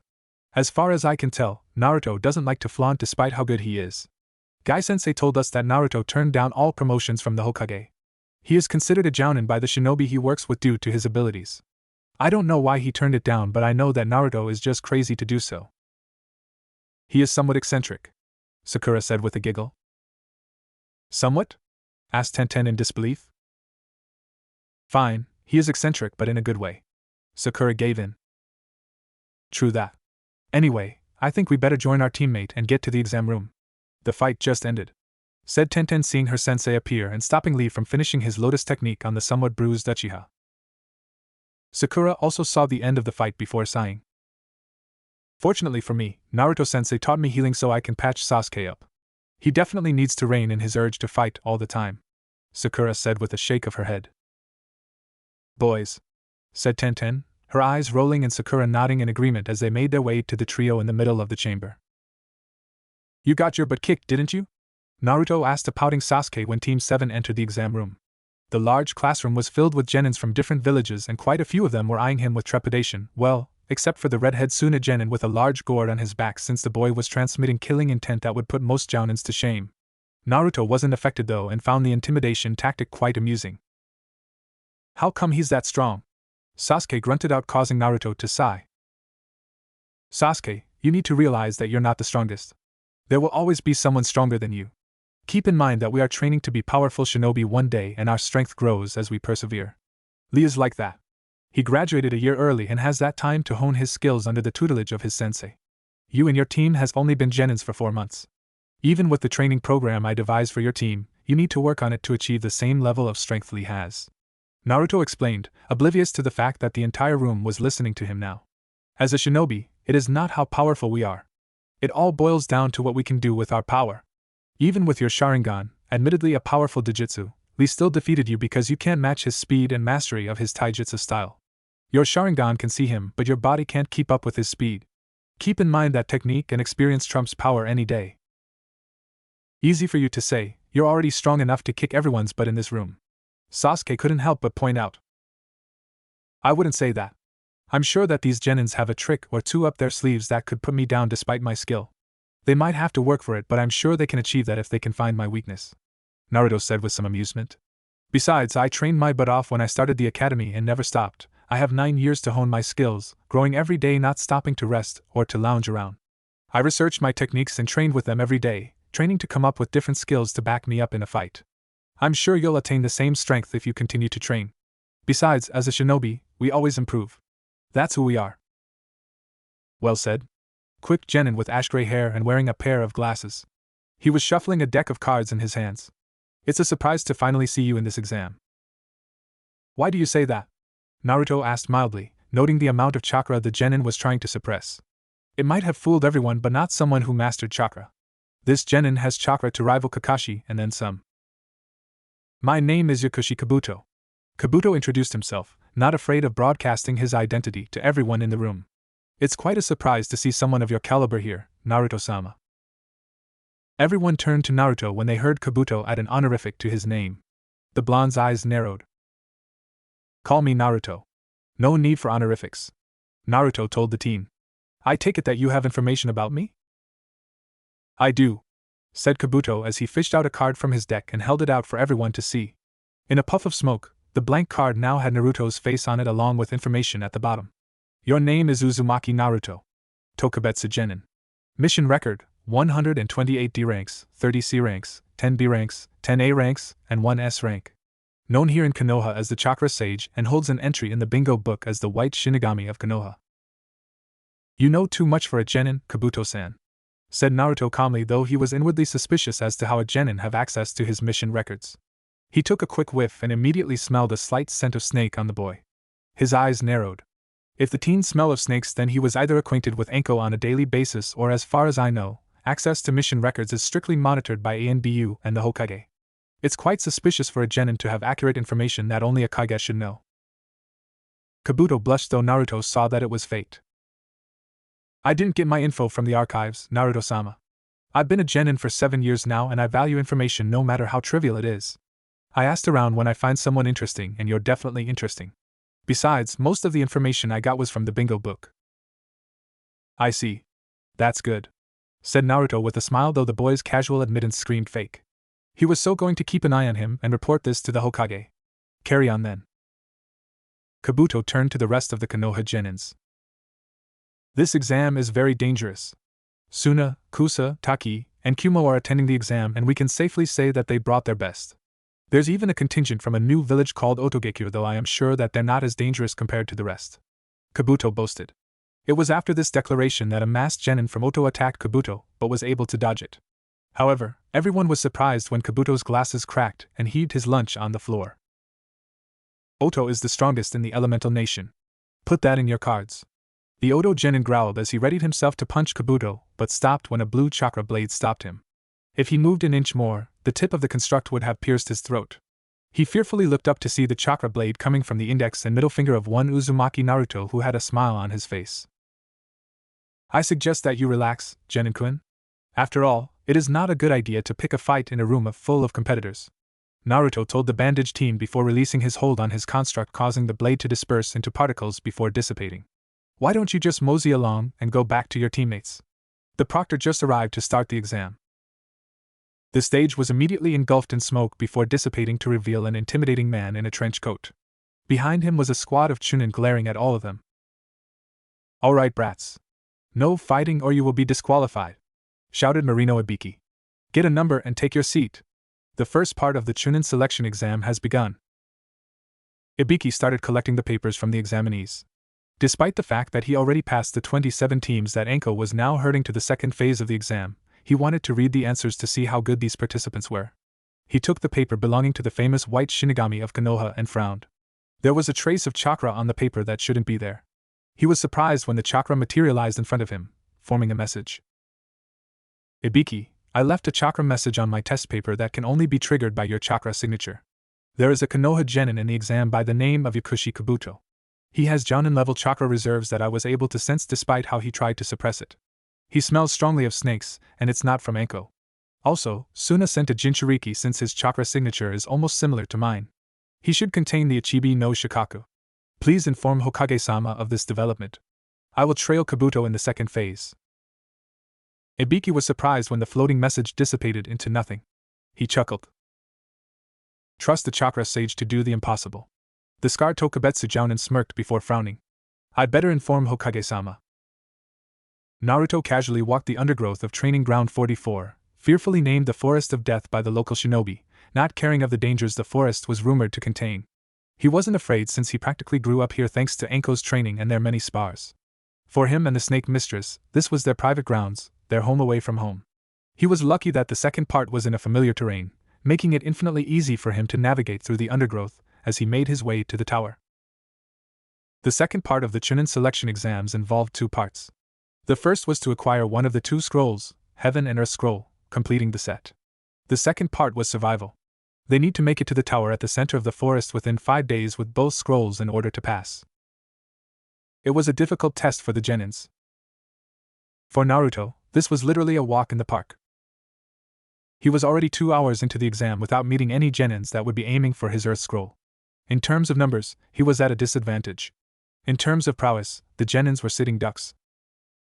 Whistling a merry tune while enjoying a smoke from the stack he stole from Asuma, the man had the best tobacco in this side of the elemental nations, and he didn't tell Naruto where to buy them. Stingy Jounin, he was about to start on a second stick when a barrage of kunais rained down from above. Naruto jumped back to escape the barrage before raising an eyebrow when he saw 2 teams of Kyumo genins appear in front of him.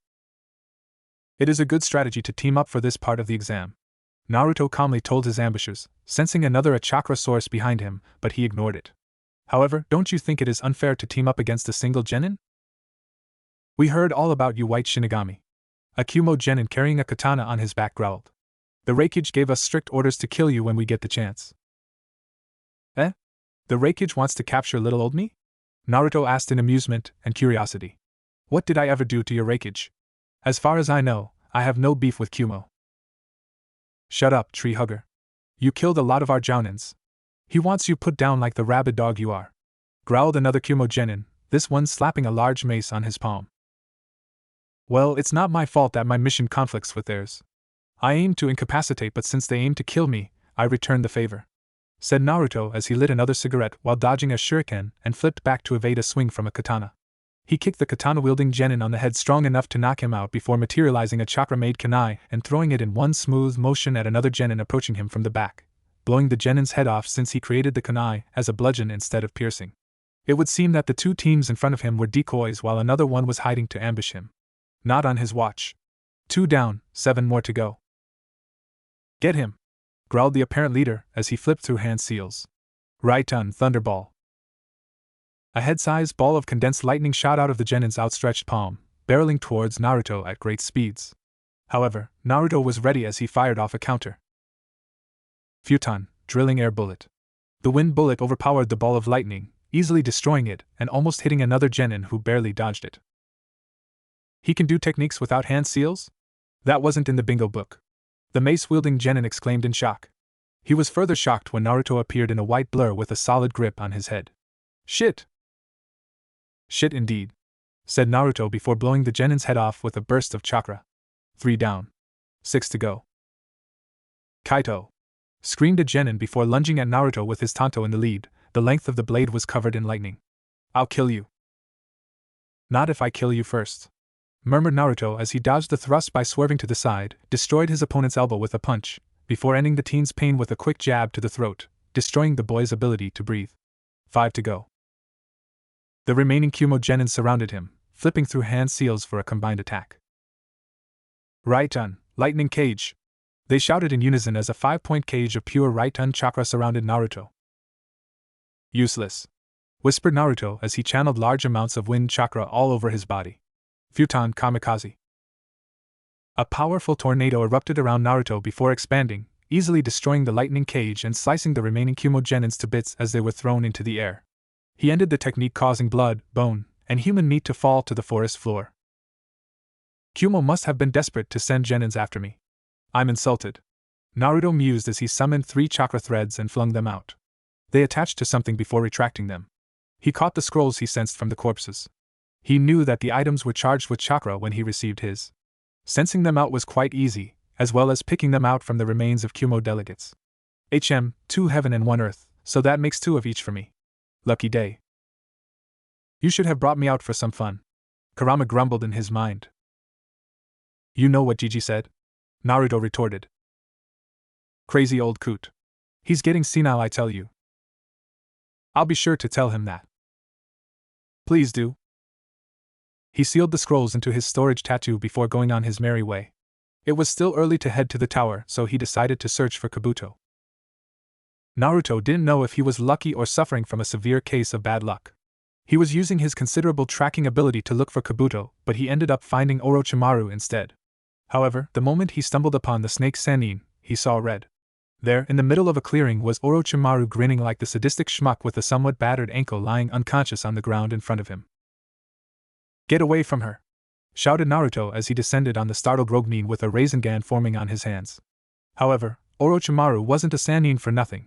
He quickly dodged the attack before gulping when the ground he was standing on a few seconds ago was turned into a crater with a very protective and angry blonde scowling at him. White Shinigami. Orochimaru said with a smirk, though he was inwardly tensing for a battle. Here in front of him was an enigma, a prodigy of prodigies. His spy informed him of everything about this boy, and he grudgingly admitted that Naruto was more talented than him. After all, the boy has unparalleled control over chakra that he didn't achieve. It was unacceptable in his book. Fancy meeting you here. I have no time for idle banter, whispered Naruto as he spread his arms to his side and channeling his chakra, causing green threads to materialize from each of his fingers. You hurt one of my precious people. You are going to pay. With that, Naruto lunged forward at insane speeds that caught Orochimaru off guard. He used everything he had in his arsenal to dodge the boy's dangerous threads, with the blonde doing everything in his power to slice the snake to bits. Orochimaru heard of them from Kabuto and Naruto's mastery over it. These threads were dangerous. He hastily replaced himself with a log when 2 threads wrapped around his torso. It was suffice to say that the log didn't stand a chance. I have no quarrels with you, boy, growled Orochimaru as he sped through hand seals. But if you want to fight, then I will gladly show you why you are outmatched. Doton, mud bullets! Orochimaru spat out a dozen mud balls laced with chakra, speeding towards Naruto, who looked at them calmly before raising a hand with a glowing sphere that was clearly not a Rasengan. Don't underestimate me, Orochi team, said Naruto as he let go of the glowing orb before kicking it towards the Sannin, who was surprised when the ball disassembled into multiple small projectiles as it sped towards him. Some of the chakra marbles hit his mud bullets, destroying them easily. He sped through another set of hand seals before spitting out a glob of mud. Doton, mud wall! A dense wall of mud appeared in front of Orochimaru that stopped the barrage, but it ended up destroyed when the last bullet hit. With his hastily raised wall destroyed, he had a clear view of Naruto in front of him, but was suddenly gripped in both awe and fear at what he was seeing. In front of him was Naruto holding one of his hands aloft. What scared him, however, was the 60-foot-long and 2-foot-thick glowing sword. Eat this! Shouted Naruto as he slashed downward along with the overly large chakra sword. However, he was shocked when Orochimaru's mouth opened wide for a small snake to come out and regurgitate the famed Kusanagi. In one flawless move, Orochimaru grabbed the sword and jumped towards the descending chakra weapon and easily sliced half of it to escape the attack. So that's the famed Kusanagi, Naruto said casually as he let the rest of the sword dissipate. I didn't expect it to slice through my chakra blade easily even when I pumped it full of chakra. You clearly underestimate me, Naruto-kun. The Kusanagi can slice through anything, mocked Orochimaru, but raised an eyebrow when Naruto created 2 smaller blades with his hands, but these ones were a curious mix of blue, brown, and green. Now what is he doing? Let's put that to the test, shall we? Naruto said casually as he charged at Orochimaru with one of his swords held forward in a thrust. Orochimaru growled as he attempted to slice the blade off before it could reach him, but was quite surprised when he heard the distinct clang of metal when his kusanagi met it, instead of cutting, parrying it to the side. He deftly raised his blade again when he saw the other blade about to slice his stomach open. This led to a furious dance of swords as Naruto flawlessly used his dual blades against Orochimaru's kusanagi. Despite having double the firepower, Naruto was hard-pressed in landing a clean blow on the snake's sannin since the rogue expertly dodged his attacks with unnatural grace, speed, and flexibility. Orochimaru growled as he ducked to avoid a slice that would have severed his head before lashing out with a kick that connected to Naruto's sternum. The blonde grunted before jumping back to regain his bearings since the hit was laced with chakra so it hurt a bit. He felt Kurama healing the bruise and the crack on his ribs. "Why can't my kusanagi cut your ridiculous chakra construct?" growled Orochimaru. This was the first time his kusanagi failed him. What did the boy do? He thought angrily. "And you call yourself a scientist?" mocked Naruto as he raised one of his blades. "But I am more than happy to answer your question. The kusanagi can definitely cut anything, but I reinforced my chakra construct with the solidity of neutral chakra, the hardness of earth chakra, and the cutting power of wind chakra and kept the energy moving at high speed so any damage made by your sword is repaired at a fast rate. Add these factors together, and you have a powerful blade that can match your stolen blade." "I will not let a young upstart mock me," snarled Orochimaru, as he slammed his hands on the ground, causing a large smoke to materialize to clear a few seconds later to reveal a large snake with the snake summoner standing on top of its head. The sight of the snake made Naruto smirk. "My turn, team." Doing the exact same gesture as the sannin, Naruto slammed his hand on the ground to summon his partner, Kurama, that easily matched the snake's size. "Finally you brought me out, brat," said Kurama before seeing the suddenly fearful snake summon in front of him.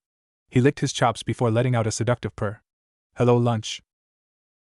The snake's sannin and his summon gulped when he saw the Kyuubi with all of his nine tails looking at them as if they were the main course in a buffet. After bringing out Kurama, Orochimaru bolted and left his summon to deal with Naruto and a rather hungry Bija. It was safe to say that Manda has one less snake in his army and Kurama enjoying a thoroughly barbecued meal a la snake. After sending out Chakra Flare to alert the ANBU to Anko's location, he set off to resume his search of Kabuto. He didn't find the elusive genin, but he did sense the Suna Jinchuriki's chakra but ignored it since he wasn't the target of his suspicions. It was 2 days later that he stumbled upon Team 7 and Lee facing off against the Oto genins, though he hid himself and observed the fight to see what Team 7 was capable of after their training. The fight dragged on with Lee saving the day but was incapacitated by the one with bandages. Sakura was currently healing an unconscious Sai while Sasuke was pummeling a spiky-haired teen who brought Ink using genin down. He wouldn't have minded the scene, but the flame-like tattoos covering Sasuke concerned him. It definitely concerned him when Sasuke easily dislocated the genin's arms with a sadistic smirk on his face. Naruto noticed the unconscious female that served as the third genin from the Oto delegate. "What in Kami's sagging bits is happening here?" shouted Naruto as he entered the clearing. He raised an eyebrow when Sasuke turned on him, the sadistic smirk turning into an evil grin that reminded him of Anko during one of her interrogation stint. "Finally! A worthy challenger for my newfound power," crowed Sasuke before disappearing from his spot and appearing in front of Naruto in a burst of unholy speed, a punch already aiming to knock a few teeth out of the blonde's jaw. Naruto frowned as he effortlessly batted the punch away and landed a chakra-enhanced punch to Sasuke's stomach that knocked the wind out of the possessed boy. He stepped to the side before rendering the teen unconscious with a chop to the back of the head. "What happened to Sasuke?" Naruto asked Sakura as he laid Sasuke on the ground, noting the flame-like tattoos receding to the back of the boy's neck. His breath hitched when he recognized the tattoo. "No way! A cursed seal! How did he get it? Wait, now I know why the pedo is in the forest. Damn it!" he cursed. "Orochimaru masquerading as a Kusa genin attacked us. Sai was easily overpowered and Sasuke took him on. While I was tending to Sai, I saw Orochimaru bite Sasuke-kun's neck. He fell unconscious and just woke up a few minutes ago when we were attacked by the 3 from Oto," reported Sakura before moving to Lee and started healing him. "They said that they were targeting Sasuke for reasons I don't know, and I don't know why Sasuke-kun is acting that way." "I see," said Naruto before flinging his hand to the side, chakra threads flying out of his fingers at blinding speed. Someone cursed before that certain someone was yanked back, bound tightly. "It would seem that we have a survivor." Dosa didn't know what happened. When Kin was knocked out by the pink-haired bitch, he immediately hid when he saw the Uchiha destroying Zaku. He planned to stay in hiding until they left to retrieve his teammates but was surprised when he felt something bind him and yanked out of his hiding spot. He grunted when he landed on the ground with a loud thud. He looked up to see someone that made him pale in fear. Shit! Dosu cursed that amused his captor. Hello there, Naruto said cheerfully, twitching his finger causing the threads binding Dosu to tighten. Dosu screamed in pain when he felt 2 of his ribs crack. Naruto let the scream die down before asking his question. What is your name? I am not telling you anything, growled Dosu, trying his hardest to ignore the pain his ribs were causing him. Wrong answer, said Naruto. He channeled a bit of right-hand chakra to the threads that electrocuted his captive. He didn't have enough control over his right-hand chakra, but he had enough for interrogation. He ignored the screams before changing the thread's element back neutral. Let me ask you again. Who are you? Dosu stayed silent but screamed his throat hoarse when Naruto channeled more right-hand chakra into the thread. He was about to pass out when the torture stopped. I merely asked for your name, Genin-kun. If you don't tell me, then I will be torturing you for hours. Trust me, I can keep you conscious throughout our session, Naruto warned. He made a mental note to thank Anko for the lessons in torture and interrogation. Dosu. My name is Dosu, screamed the incapacitated Genin, hoping that he won't be tortured again. See? That wasn't so bad, Naruto said cheerfully. Now, why did you specifically attack Sasuke? Naruto electrocuted the boy again when he didn't answer this time, spacing it out to avoid destroying the boy's mind. He was still in the middle of interrogation after all. It won't do for the patient to die without telling him what he wanted. It was Orochimaru-sama. He tasked us to kill the Uchiha. Naruto's face took on an icy mask as he channeled enough right-hand chakra into the thread to render the boy unconscious. He dispelled his chakra thread and turned to the trees. Niji, Tenten, you can come out now. Same goes for you, Team 10. Niji and Tenten jumped down beside Lee and Sakura as Team 10 composed of Yamanaka Ino, Naro Shikamaru, and Akimichi Chuji stepped out of the bushes. Thank you for saving Lee, Naruto-sama, said Niji. I didn't save Lee, Sakura did, said Naruto before turning his attention to everyone. What scrolls do you have? Why? Ino asked suspiciously. Naruto smiled to dispel the girl's worry. Worry not, Yamanaka-san. I already have the scrolls to pass this portion of the exam. As proof, Naruto unsealed his 4 scrolls for everyone to see. As you can see, I have an extra set. It is dangerous here in the forest with Orochimaru prowling about. If you still lack a scroll, then I will be more than happy to give you one of my own. We have an Earth scroll, said Shikamaru, trusting Naruto immediately since he heard a lot about the teen from his father.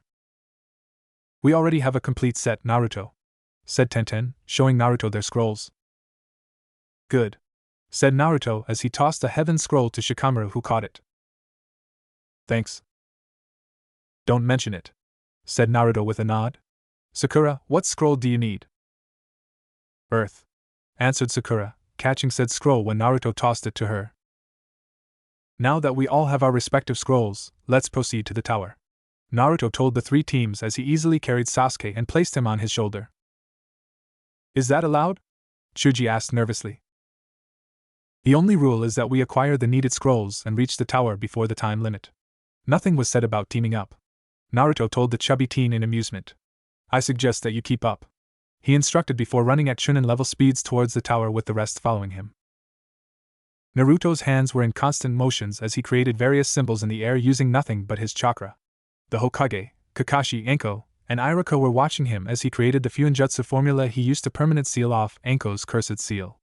Naruto designed the Fuinjutsu matrix when Anko informed him of her burden, the curse seal given to her by Orochimaru before he went rogue and escaped the village. It took 4 months and thousands of clones to finally make one, and it worked since Anko could no longer use the curse seal no matter how much she tried. If it can't be activated, then there was no way for its corruptive chakra to influence its wearer. When the last seal was in place, Naruto placed a hand over Sasuke's curse seal. Uzumaki Fuinjutsu, Pillars of the 4 Saint Beasts, shouted Naruto as the floating seals flew towards Orochimaru's hiki. Despite being unconscious, Sasuke screamed himself hoarse as the advanced sealing matrix grafted itself onto his skin surrounding the seal and anchoring to his chakra coil. It took a minute for the seal to run its course before dying down with the Uchiha slumping to the ground, twitching from the pain he was subjected to. It is done. What was that seal, Naruto? I don't recognize the matrix, asked Kakashi as he moved to inspect his genin. He learned a bit of Fuinjutsu from his sensei, the Yondaime, but he read on anything about Uzumaki seals. The blonde kept surprising as more of his abilities were revealed. I'll be surprised if you did since I created it. I came up with this when Anko-sensei told me of her cursed seal. The pillars of the Four Saint Beasts is an advanced sealing array that uses my chakra to form a permanent bind around a target seal, rendering it dormant. Since I used my chakra, only a counter seal created using my chakra can unlock it. This matrix is also attached to Sasuke's chakra coils, so no matter how much the snake pedo tries, there is no way for him to remove the locking seal without killing Sasuke. Naruto explained as he unsealed a bottle of water from his storage tattoo before taking a long drink. There is no way for Sasuke to access the seal's corruptive power with the lock in place. Orochimaru's influence is negated as well, so he's out of the snake's grip before it could even get a hold on his psyche. Are you sure it works? Asked Irika, eyeing the intricate tattoo on Sasuke's neck. It does, Anko answered with a smirk. I tried using the seal, but I can't get it to activate. With Naruto-kun's seal, the curse seal is nothing more than a decorative tattoo. More like a hickey if nothing else. Naruto deadpanned before taking another drink. Wonderfully done as always, Naruto-kun. You definitely surpassed your parents in the sealing arts. The Sandaime praised the blonde who smirked. Thanks, Gigi. I suggest that you let a medic look at Sasuke. He should be fully healed by the time the second phase ends, advised Naruto as he made his way out of the impromptu sealing chamber. Where are you going? Asked Kakashi after picking Sasuke off the cold floor. I'm going back home for a good long soak, said Naruto before remembering something. He turned to the Sandaime who looked at him questioningly. I killed 3 Kumo teams back in the forest. It would seem that the Raikage ordered them to join the exam to kill me if I attended. Suffice to say, that muscle-bound moron just lost a part of his forces. He was always an idiot. A powerful shinobi, but an idiot nonetheless, the Sandaime said with a sigh, massaging his temples as a headache was forming. This would result in more paperwork for him. Good thing that the genin signed the waiver so there weren't any repercussions to their deaths, part of the exam and all that jazz. I'll take care of it. Thanks, Gigi, said Naruto before disappearing from the room in a fountain of blue light. Did Naruto just? Irika started, staring disbelievingly at the dissipating blue pillar in front of him. That's Naruto's chakra shunshin. He didn't like the smoke and leaves of the traditional shunshin, so he created a new one from scratch, the Sandaime said with a chuckle as he led the group out of the chamber. He definitely came a long way, huh? He certainly did, and he has no plans of stopping anytime soon. Naruto yawned as he listened to Hate explain the rules of the preliminaries match to lessen the numbers of participants for the third and last phase of the Chunin exams. He eyed the board on the wall with a bit of interest before smirking when the first match was called out. Now this is going to be an interesting fight, Naruto said with a smirk which caused Sakura to look at him in question. Why do you say that, Naruto-sensei? Sakura asked their team's pseudo-sensei. You're not going to drop it, are you? Naruto deadpanned, annoyed at being addressed as sensei despite being somewhat true. Sakura's honorific garnered a lot of curious and surprised looks from the genins who heard it. You already know the answer to that, Sakura harumphed. I give up. Naruto sighed before answering Sakura's question while keeping an eye on Sasuke as the boy finally discovered Akato Yoroi's ability to suck chakra. Sasuke's opponent has a pseudo-bloodline that allows him to absorb chakra through his hands.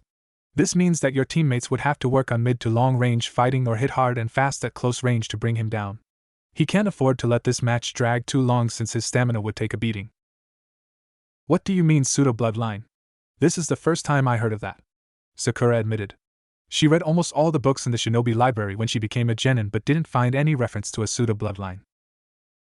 Actually, I was the one who gave it a name, Naruto said proudly, causing Sakura to gawk at him. It's not really an official term, but I call it when I see. Seeing Sakura's confused face, he decided to explain.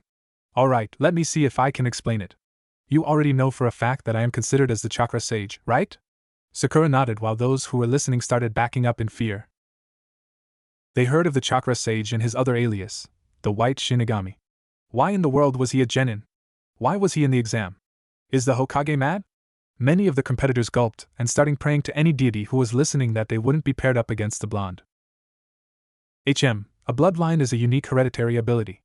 More or less, it allows a person to use a unique set of skills or abilities that others could not. For example, the Byakugan of the Hyuga clan gives them the ability to see through object that also results in giving them a 360-degree visions. He didn't broadcast the fact that there was a flaw to their perfect sight.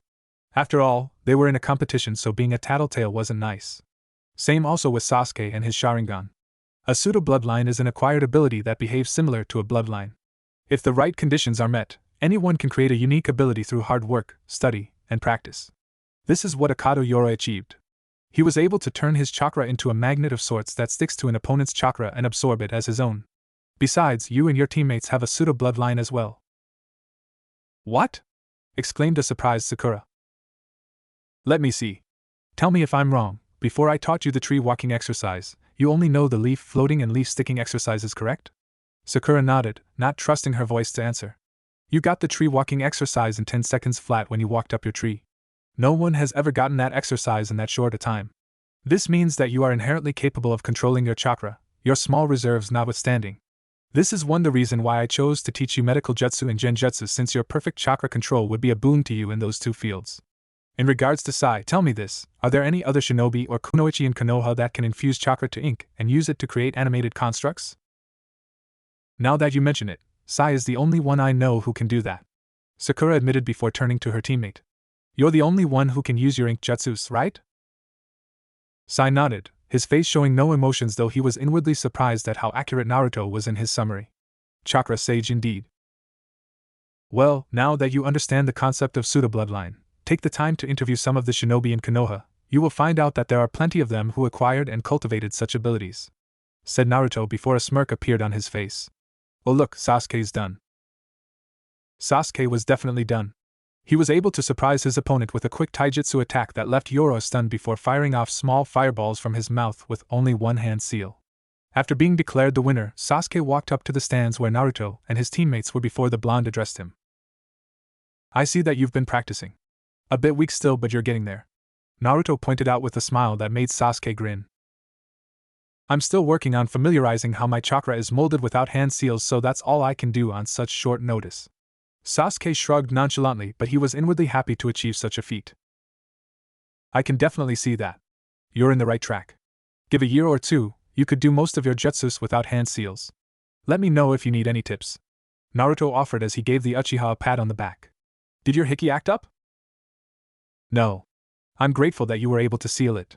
Thanks, sensei, Sasuke said with a smirk, since he knew that title was an annoyance to the blonde. Not you too, Naruto mourned, causing Team 7 to snicker. Naruto was shaken awake by Sakura. The match after Sakura, where both she and Ino knocked each other out, was boring as hell. He took a nap after telling the resting Sakura to wake him up when it was his turn to show off. What is it? Naruto asked groggily as he rubbed the grit out of his eyes. It's your match now, Naruto-sensei, Sakura told him with a smirk on her face, since she already knew what's going to happen. Huh? Naruto asked stupidly before his eyes strayed to the board. Inuzuka Kiba.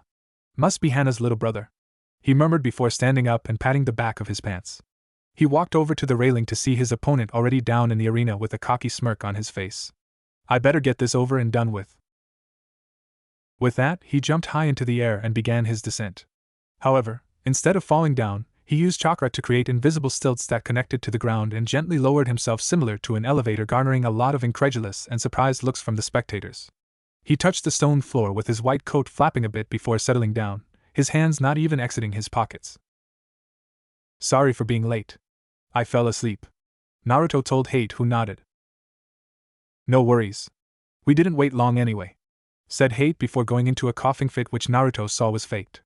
After all, he was the one who removed the swordsman's ailment a year back after studying the disease and coming up with a chakra-based technique to scoop the problem out of the man's lungs. Are you ready? The two nodded. Fight! He shouted before jumping out of the way, since he didn't want to experience what Naruto was about to do to the poor boy. Kiba settled down into a taijutsu stance while eyeing his overly calm opponent. His sensei, Yuhi Kurenai, warned him to be careful of the blonde and to use everything in his power to defeat him. If it was starting to become dangerous, then he should forfeit immediately. He didn't understand why he should, so he ignored that order. However, he had no problems going all out, since that was what he wanted to do, to tell everyone in the area he was the alpha male. It was a minute later that he finally lost his patience, since Naruto was whistling without a care in the world. Hey! Aren't we going to fight? Kiba growled in irritation, causing Naruto to level his lazy gaze at him. Yes, we are in a fight. I was actually waiting for you to make the first move, he drawled lazily. He punctuated his point by releasing a wide yawn of boredom. A tick mark appeared on Kiba's head before lunging forward with a loud cry, his clawed hands taking a swipe at Naruto's midsection in which the blonde didn't bother to block. Naruto merely jumped back a bit, resulting in Kiba missing by a scant inch from his target. Growling in anger, Kiba attacked again, this time unleashing combos after combos that Naruto dodged with ease without any wasteful movements. He was also dodging Akamaru's lunges easily while keeping up with Kiba's attacks. To the spectators, they likened Naruto's move to a dance. It was 5 minutes later that Kiba was slouched, panting from the effort of trying to hit his opponent who was looking for something in his many pockets. Akamaru was also looking quite winded from trying to get a bite out of the blonde was panting on his side, his tongue comically on the side of his jaw. Take me seriously, damn it! I am as soon as I find what I'm looking for, aha! Naruto exclaimed triumphantly as he pulled out his hands to showcase the items he was looking for, a cigarette lighter and a pack of cigarette. He easily flipped the lid open with a thumb and made a chucking gesture, causing a stick to pop out halfway from the pack. He pulled it out completely with his lips and lit it up with the lighter. He took a long pull before breathing out the smoke with a loud sigh. That hits the spot. Rage gripped Kiba and was about to attack when he felt a hand on his shoulder. Surprised, he looked over his shoulder to see his opponent standing calmly behind him. Flabbergasted, he looked at the area where his opponent was to find an afterimage already fading. What speed! He wasn't prepared when he felt the hand leave his shoulder before something impacted on the middle of his back, sending him flying forward and crashing to the wall with a loud crack before sliding to the ground in the daze. He groggily pulled himself up, ignoring Akamaru who was whining beside him. He shook his head to get rid of the cobwebs before facing his opponent who was now giving him a serious look. Inuzuka Kiba. You are a very powerful genin specializing in taijutsu and Inuzuka-based ninjutsu involving your canine partner. You will go far in your shinobi career. However, Naruto's face took on a grim countenance. You let your emotions rule you and your desire to fight will get you killed one day. What are you talking about? Growled Kiba. He felt so humiliated being treated like a kid whose hand got caught in a cookie jar. First, when the match started, you let my calm exterior fool you. Instead of being calm yourself and study your opponent, you immediately jump to the conclusion that your opponent is not taking you seriously, which is not true. Overridden by your emotions, you attacked me without bothering to plan, nor did you take the time to study me and come up with ways to easily defeat me. With that said, Naruto disappeared to appear in front of Kiba with a hand on his chest. You need to train more and control your emotions. Chakra palm. A burst of pure chakra flew out of Naruto's palm to slam into Kiba's chest. Naruto drastically lessened the output since he wasn't aiming to liquefy the boy's organs. Instead, he made it so that it had a bludgeoning effect. The resulting force of the blow blew Kiba back to the wall, spread-eagled with a crater behind him. He tilted his head to the side to dodge Akamaru aiming to gouge his eyes out, and easily slapped the dog to the side with a bit of chakra added to knock the dog unconscious. Akamaru! Shouted Kiba despite the pain he was in. It felt like his body was hit by a sledgehammer. You don't have time to worry about your partner, Boya, Naruto said lazily as he calmly placed a palm on Kiba's chest. Go to sleep and think about your shinobi career carefully. I don't want to see Hana's brother dead in a ditch somewhere just because you let your instinct and emotions control you. Crash! This time, Naruto let his chakra surge through the boy's body, shutting down his tenketsu while rendering the boy unconscious. Naruto sighed again before placing his hands on his coat's pockets and strolled back to the stands, totally ignoring the silence that permeated the air and the announcement of his win coming from hate. That was harsh. Came Kurama's voice in his mind. It was meant to. Hana is a good friend of mine. I don't want her to cry because Kiba died a fool. If it takes a harsh beating to cram that lesson into his head, then so be it. Good point. Kurama mumbled before his tone took on a leering tone. Good friend, huh? Shut up, Kurama. Naruto sighed after finishing his 10th bowl of ramen. Today was his cheat day, a day where he could partake the food of the gods without limit. He was about to order his next bowl when he felt someone appear behind him. Anything I can for you, Yanbiyu-san? Asked Naruto without bothering to turn around, sighing since his day off would be ending before it could even get started. It's been only 2 days since the preliminaries ended, and his gut feeling was telling him that he won't be getting any rest anytime soon. Heck, he hasn't even started training yet, though he made a mental note to rectify that soon enough. Being lazy wasn't really advisable considering what was going to happen in the future. Hokage-sama requests your attendance in his office, Uzumaki-san, said the ANBU before disappearing in a swirl of smoke and leaves. I guess I'll only be eating 10 bowls today, Naruto murmured as he placed some money on the counter before calling out to the ramen chef who was already preparing his next bowl. Thanks for the food, Tochijiji. Ichiraku Tochi appeared from the back and frowned at the 10 empty bowls on the table. You're going on a diet, Naruto-kun? I'll be out of business if you do, the chef said sadly, causing Naruto to laugh. The day I stop eating ramen is the day I'm committing suicide, Tochijiji, Naruto said jokingly, which in his mind wasn't far off the mark. Actually, I have to cut my cheat days short since the Hokage is looking for me. Ah. Carry on then, said Tuchi in understanding as he started ferrying the bowls to the back to be washed. Come back when you're free, Naruto-kun. I don't want my #1 customer to go hungry now. Will do, said Naruto before exiting the ramen stand. He decided to walk to the Hokage's office since he wasn't in a hurry. It took 10 minutes to get to the Hokage's office and entered immediately since the old man was free. He noticed that the Hokage wasn't alone. Jiraiya Kyofa. He greeted the white-haired man in the room. It would seem that his godfather, Jiraiya of the Sannin, came back for another quick visit. He was mostly out of the village, sometimes for years on end because of his spy network, an important asset to the village. When did you get here? I heard from Gigi that you were in Kumo checking on your spies there. I was but decided to come home. I got here a few hours ago. You're looking good, Gaki, said Jiraiya with a smirk. I heard from Sensei that you took care of the Uchiha seal and advanced to the 3rd round of the Chunin selections exam. Good job. Thanks, Kyofa. Besides, I took care of the curse seal to give the pedophile a headache and to protect Sasuke. The kid is already coming out of his shell and it would be a shame for Orochimaru to ruin his future like he did with Anko, Naruto said with a smirk before turning to a relaxed Sandaime. Why did you call me here for, Gigi? I didn't. It was Jiraiya who actually wanted you to come here and meet with him, replied the Sandaime, his eyes not straying from the scroll he was reading with a serious frown on his face. Naruto recognized the scroll as Jiraiya's report. Whatever was written inside must be serious for his surrogate grandfather to take it seriously.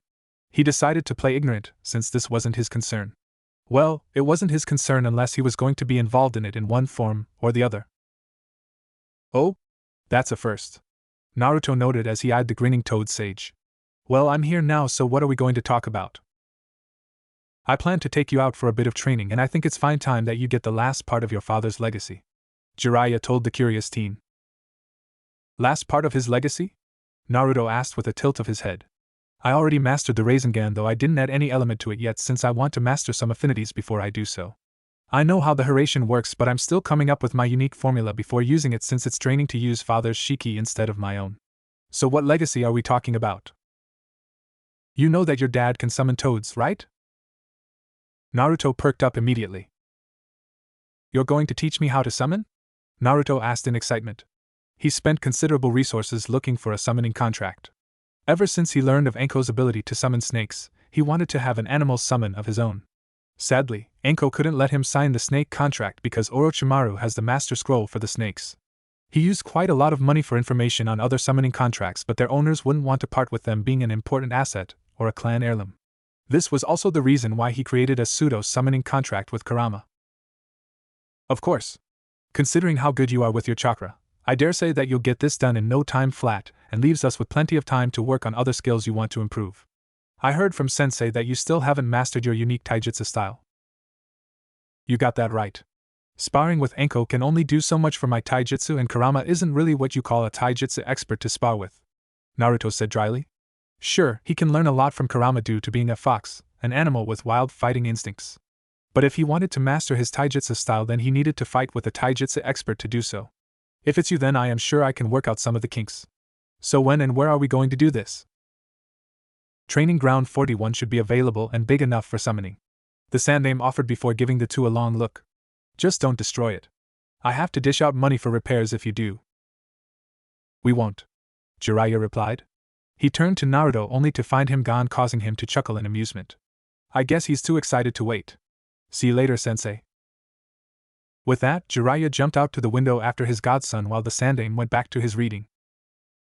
Jiraiya, why the hell did you summon me? Shouted a furious Gamabunta after he was summoned by Naruto on his first try. Naruto was on top of his head with a triumphant smirk on his face, though from the toad's reaction, Gamabunta didn't know he was the one who summoned him. Jiraiya Kyofu didn't summon you, Gamabunta-sama. I did, said Naruto from his perch on the giant toad's head. Eh? Who are you, Gaki?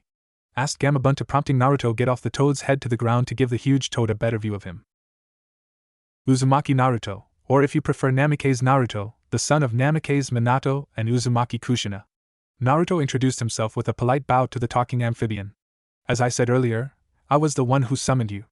To drive his point home, Naruto released the full force of his chakra, causing a pillar of blue energy to erupt around him, startling the Toad boss. I believe you, kid. Gamabunta grunted while his thoughts were going haywire. Damn. He has enough chakra to summon me 10 times with plenty more to spare. He is definitely Minato's boy. Do I have your permission to become the next Toad summoner, Gamabunta-sama? Naruto asked the giant toad politely. He knew that summon animals demands respect from their summoners, and this was no exception. Respectful. I like you, Gaki. Yes, I give you permission to become our summoner. However, we have to seal the deal by having a drinking binge together. Naruto gulped. I don't think that's possible, Gamabunta-sama. Considering your size, I don't think I can handle that much alcohol in me. Naruto said a bit nervously. Sure, he could drink, but not that much. He would practically explode if he tried.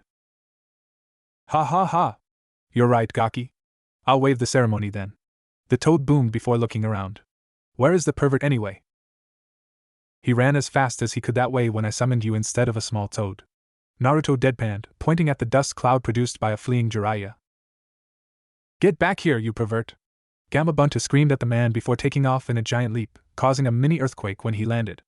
Naruto distantly heard a girlish scream coming from the same direction before shaking his head at his godfather's childish antics.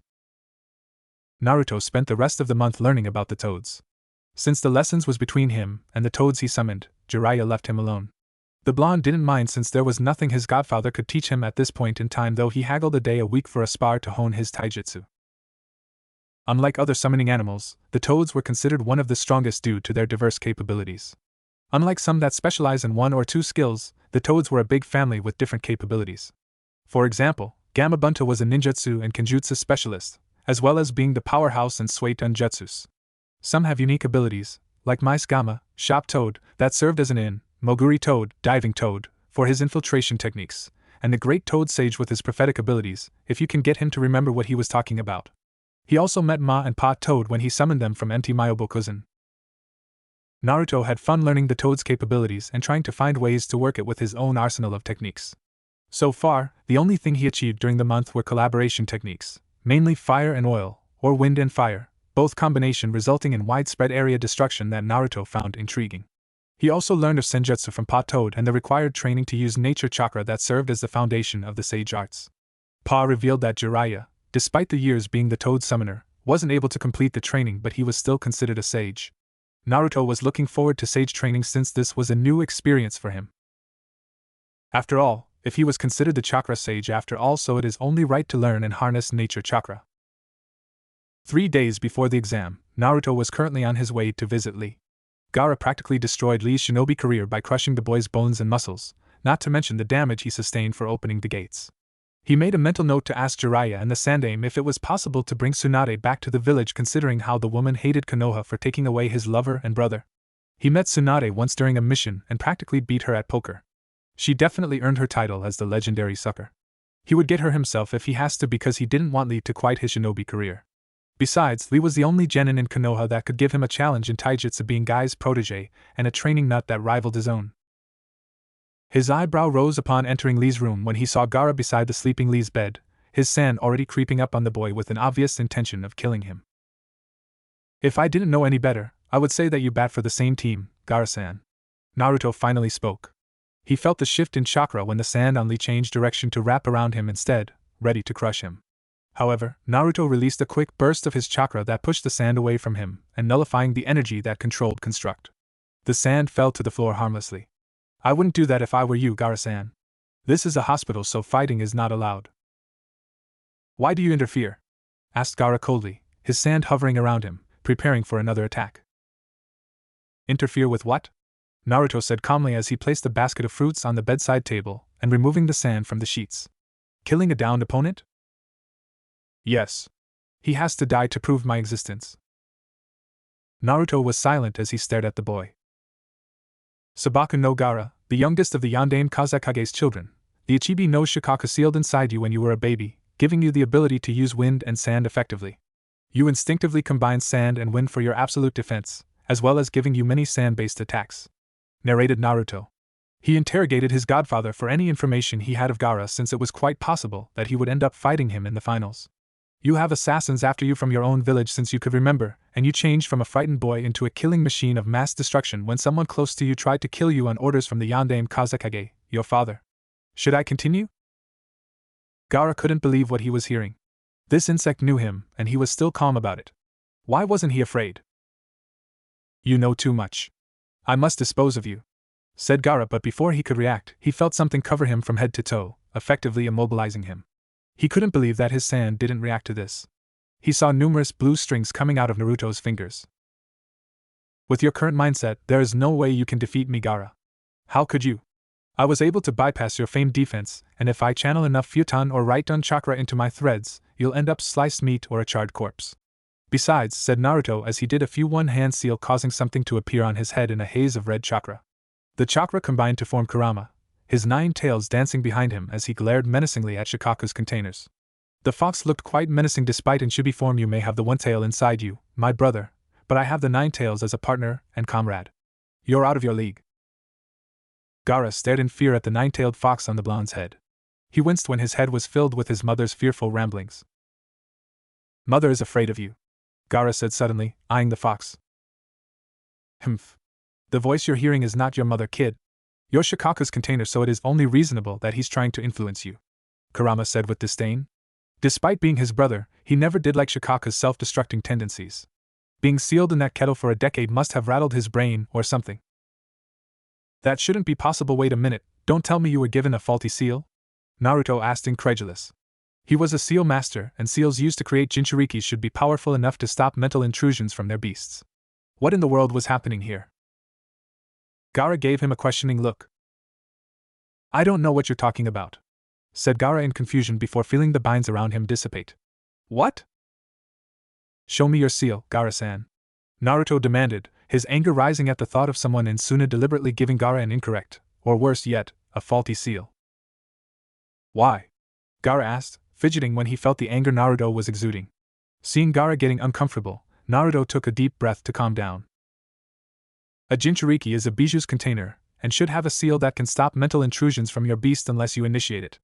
The seal should suppress the biju to the point that it does not influence the container. Similar to mine, your seal should allow you to block any form of contact with your tenant even if you're using his power. If you are hearing voices in your head, then we can safely say that it's Shikaku, and the seal you have is not stopping him from doing so. I want to see your seal so I can check the problem, and if possible, correct it. That's a good idea, Kit. Besides, it should give Gaara some sleep time without the overgrown raccoon taking over.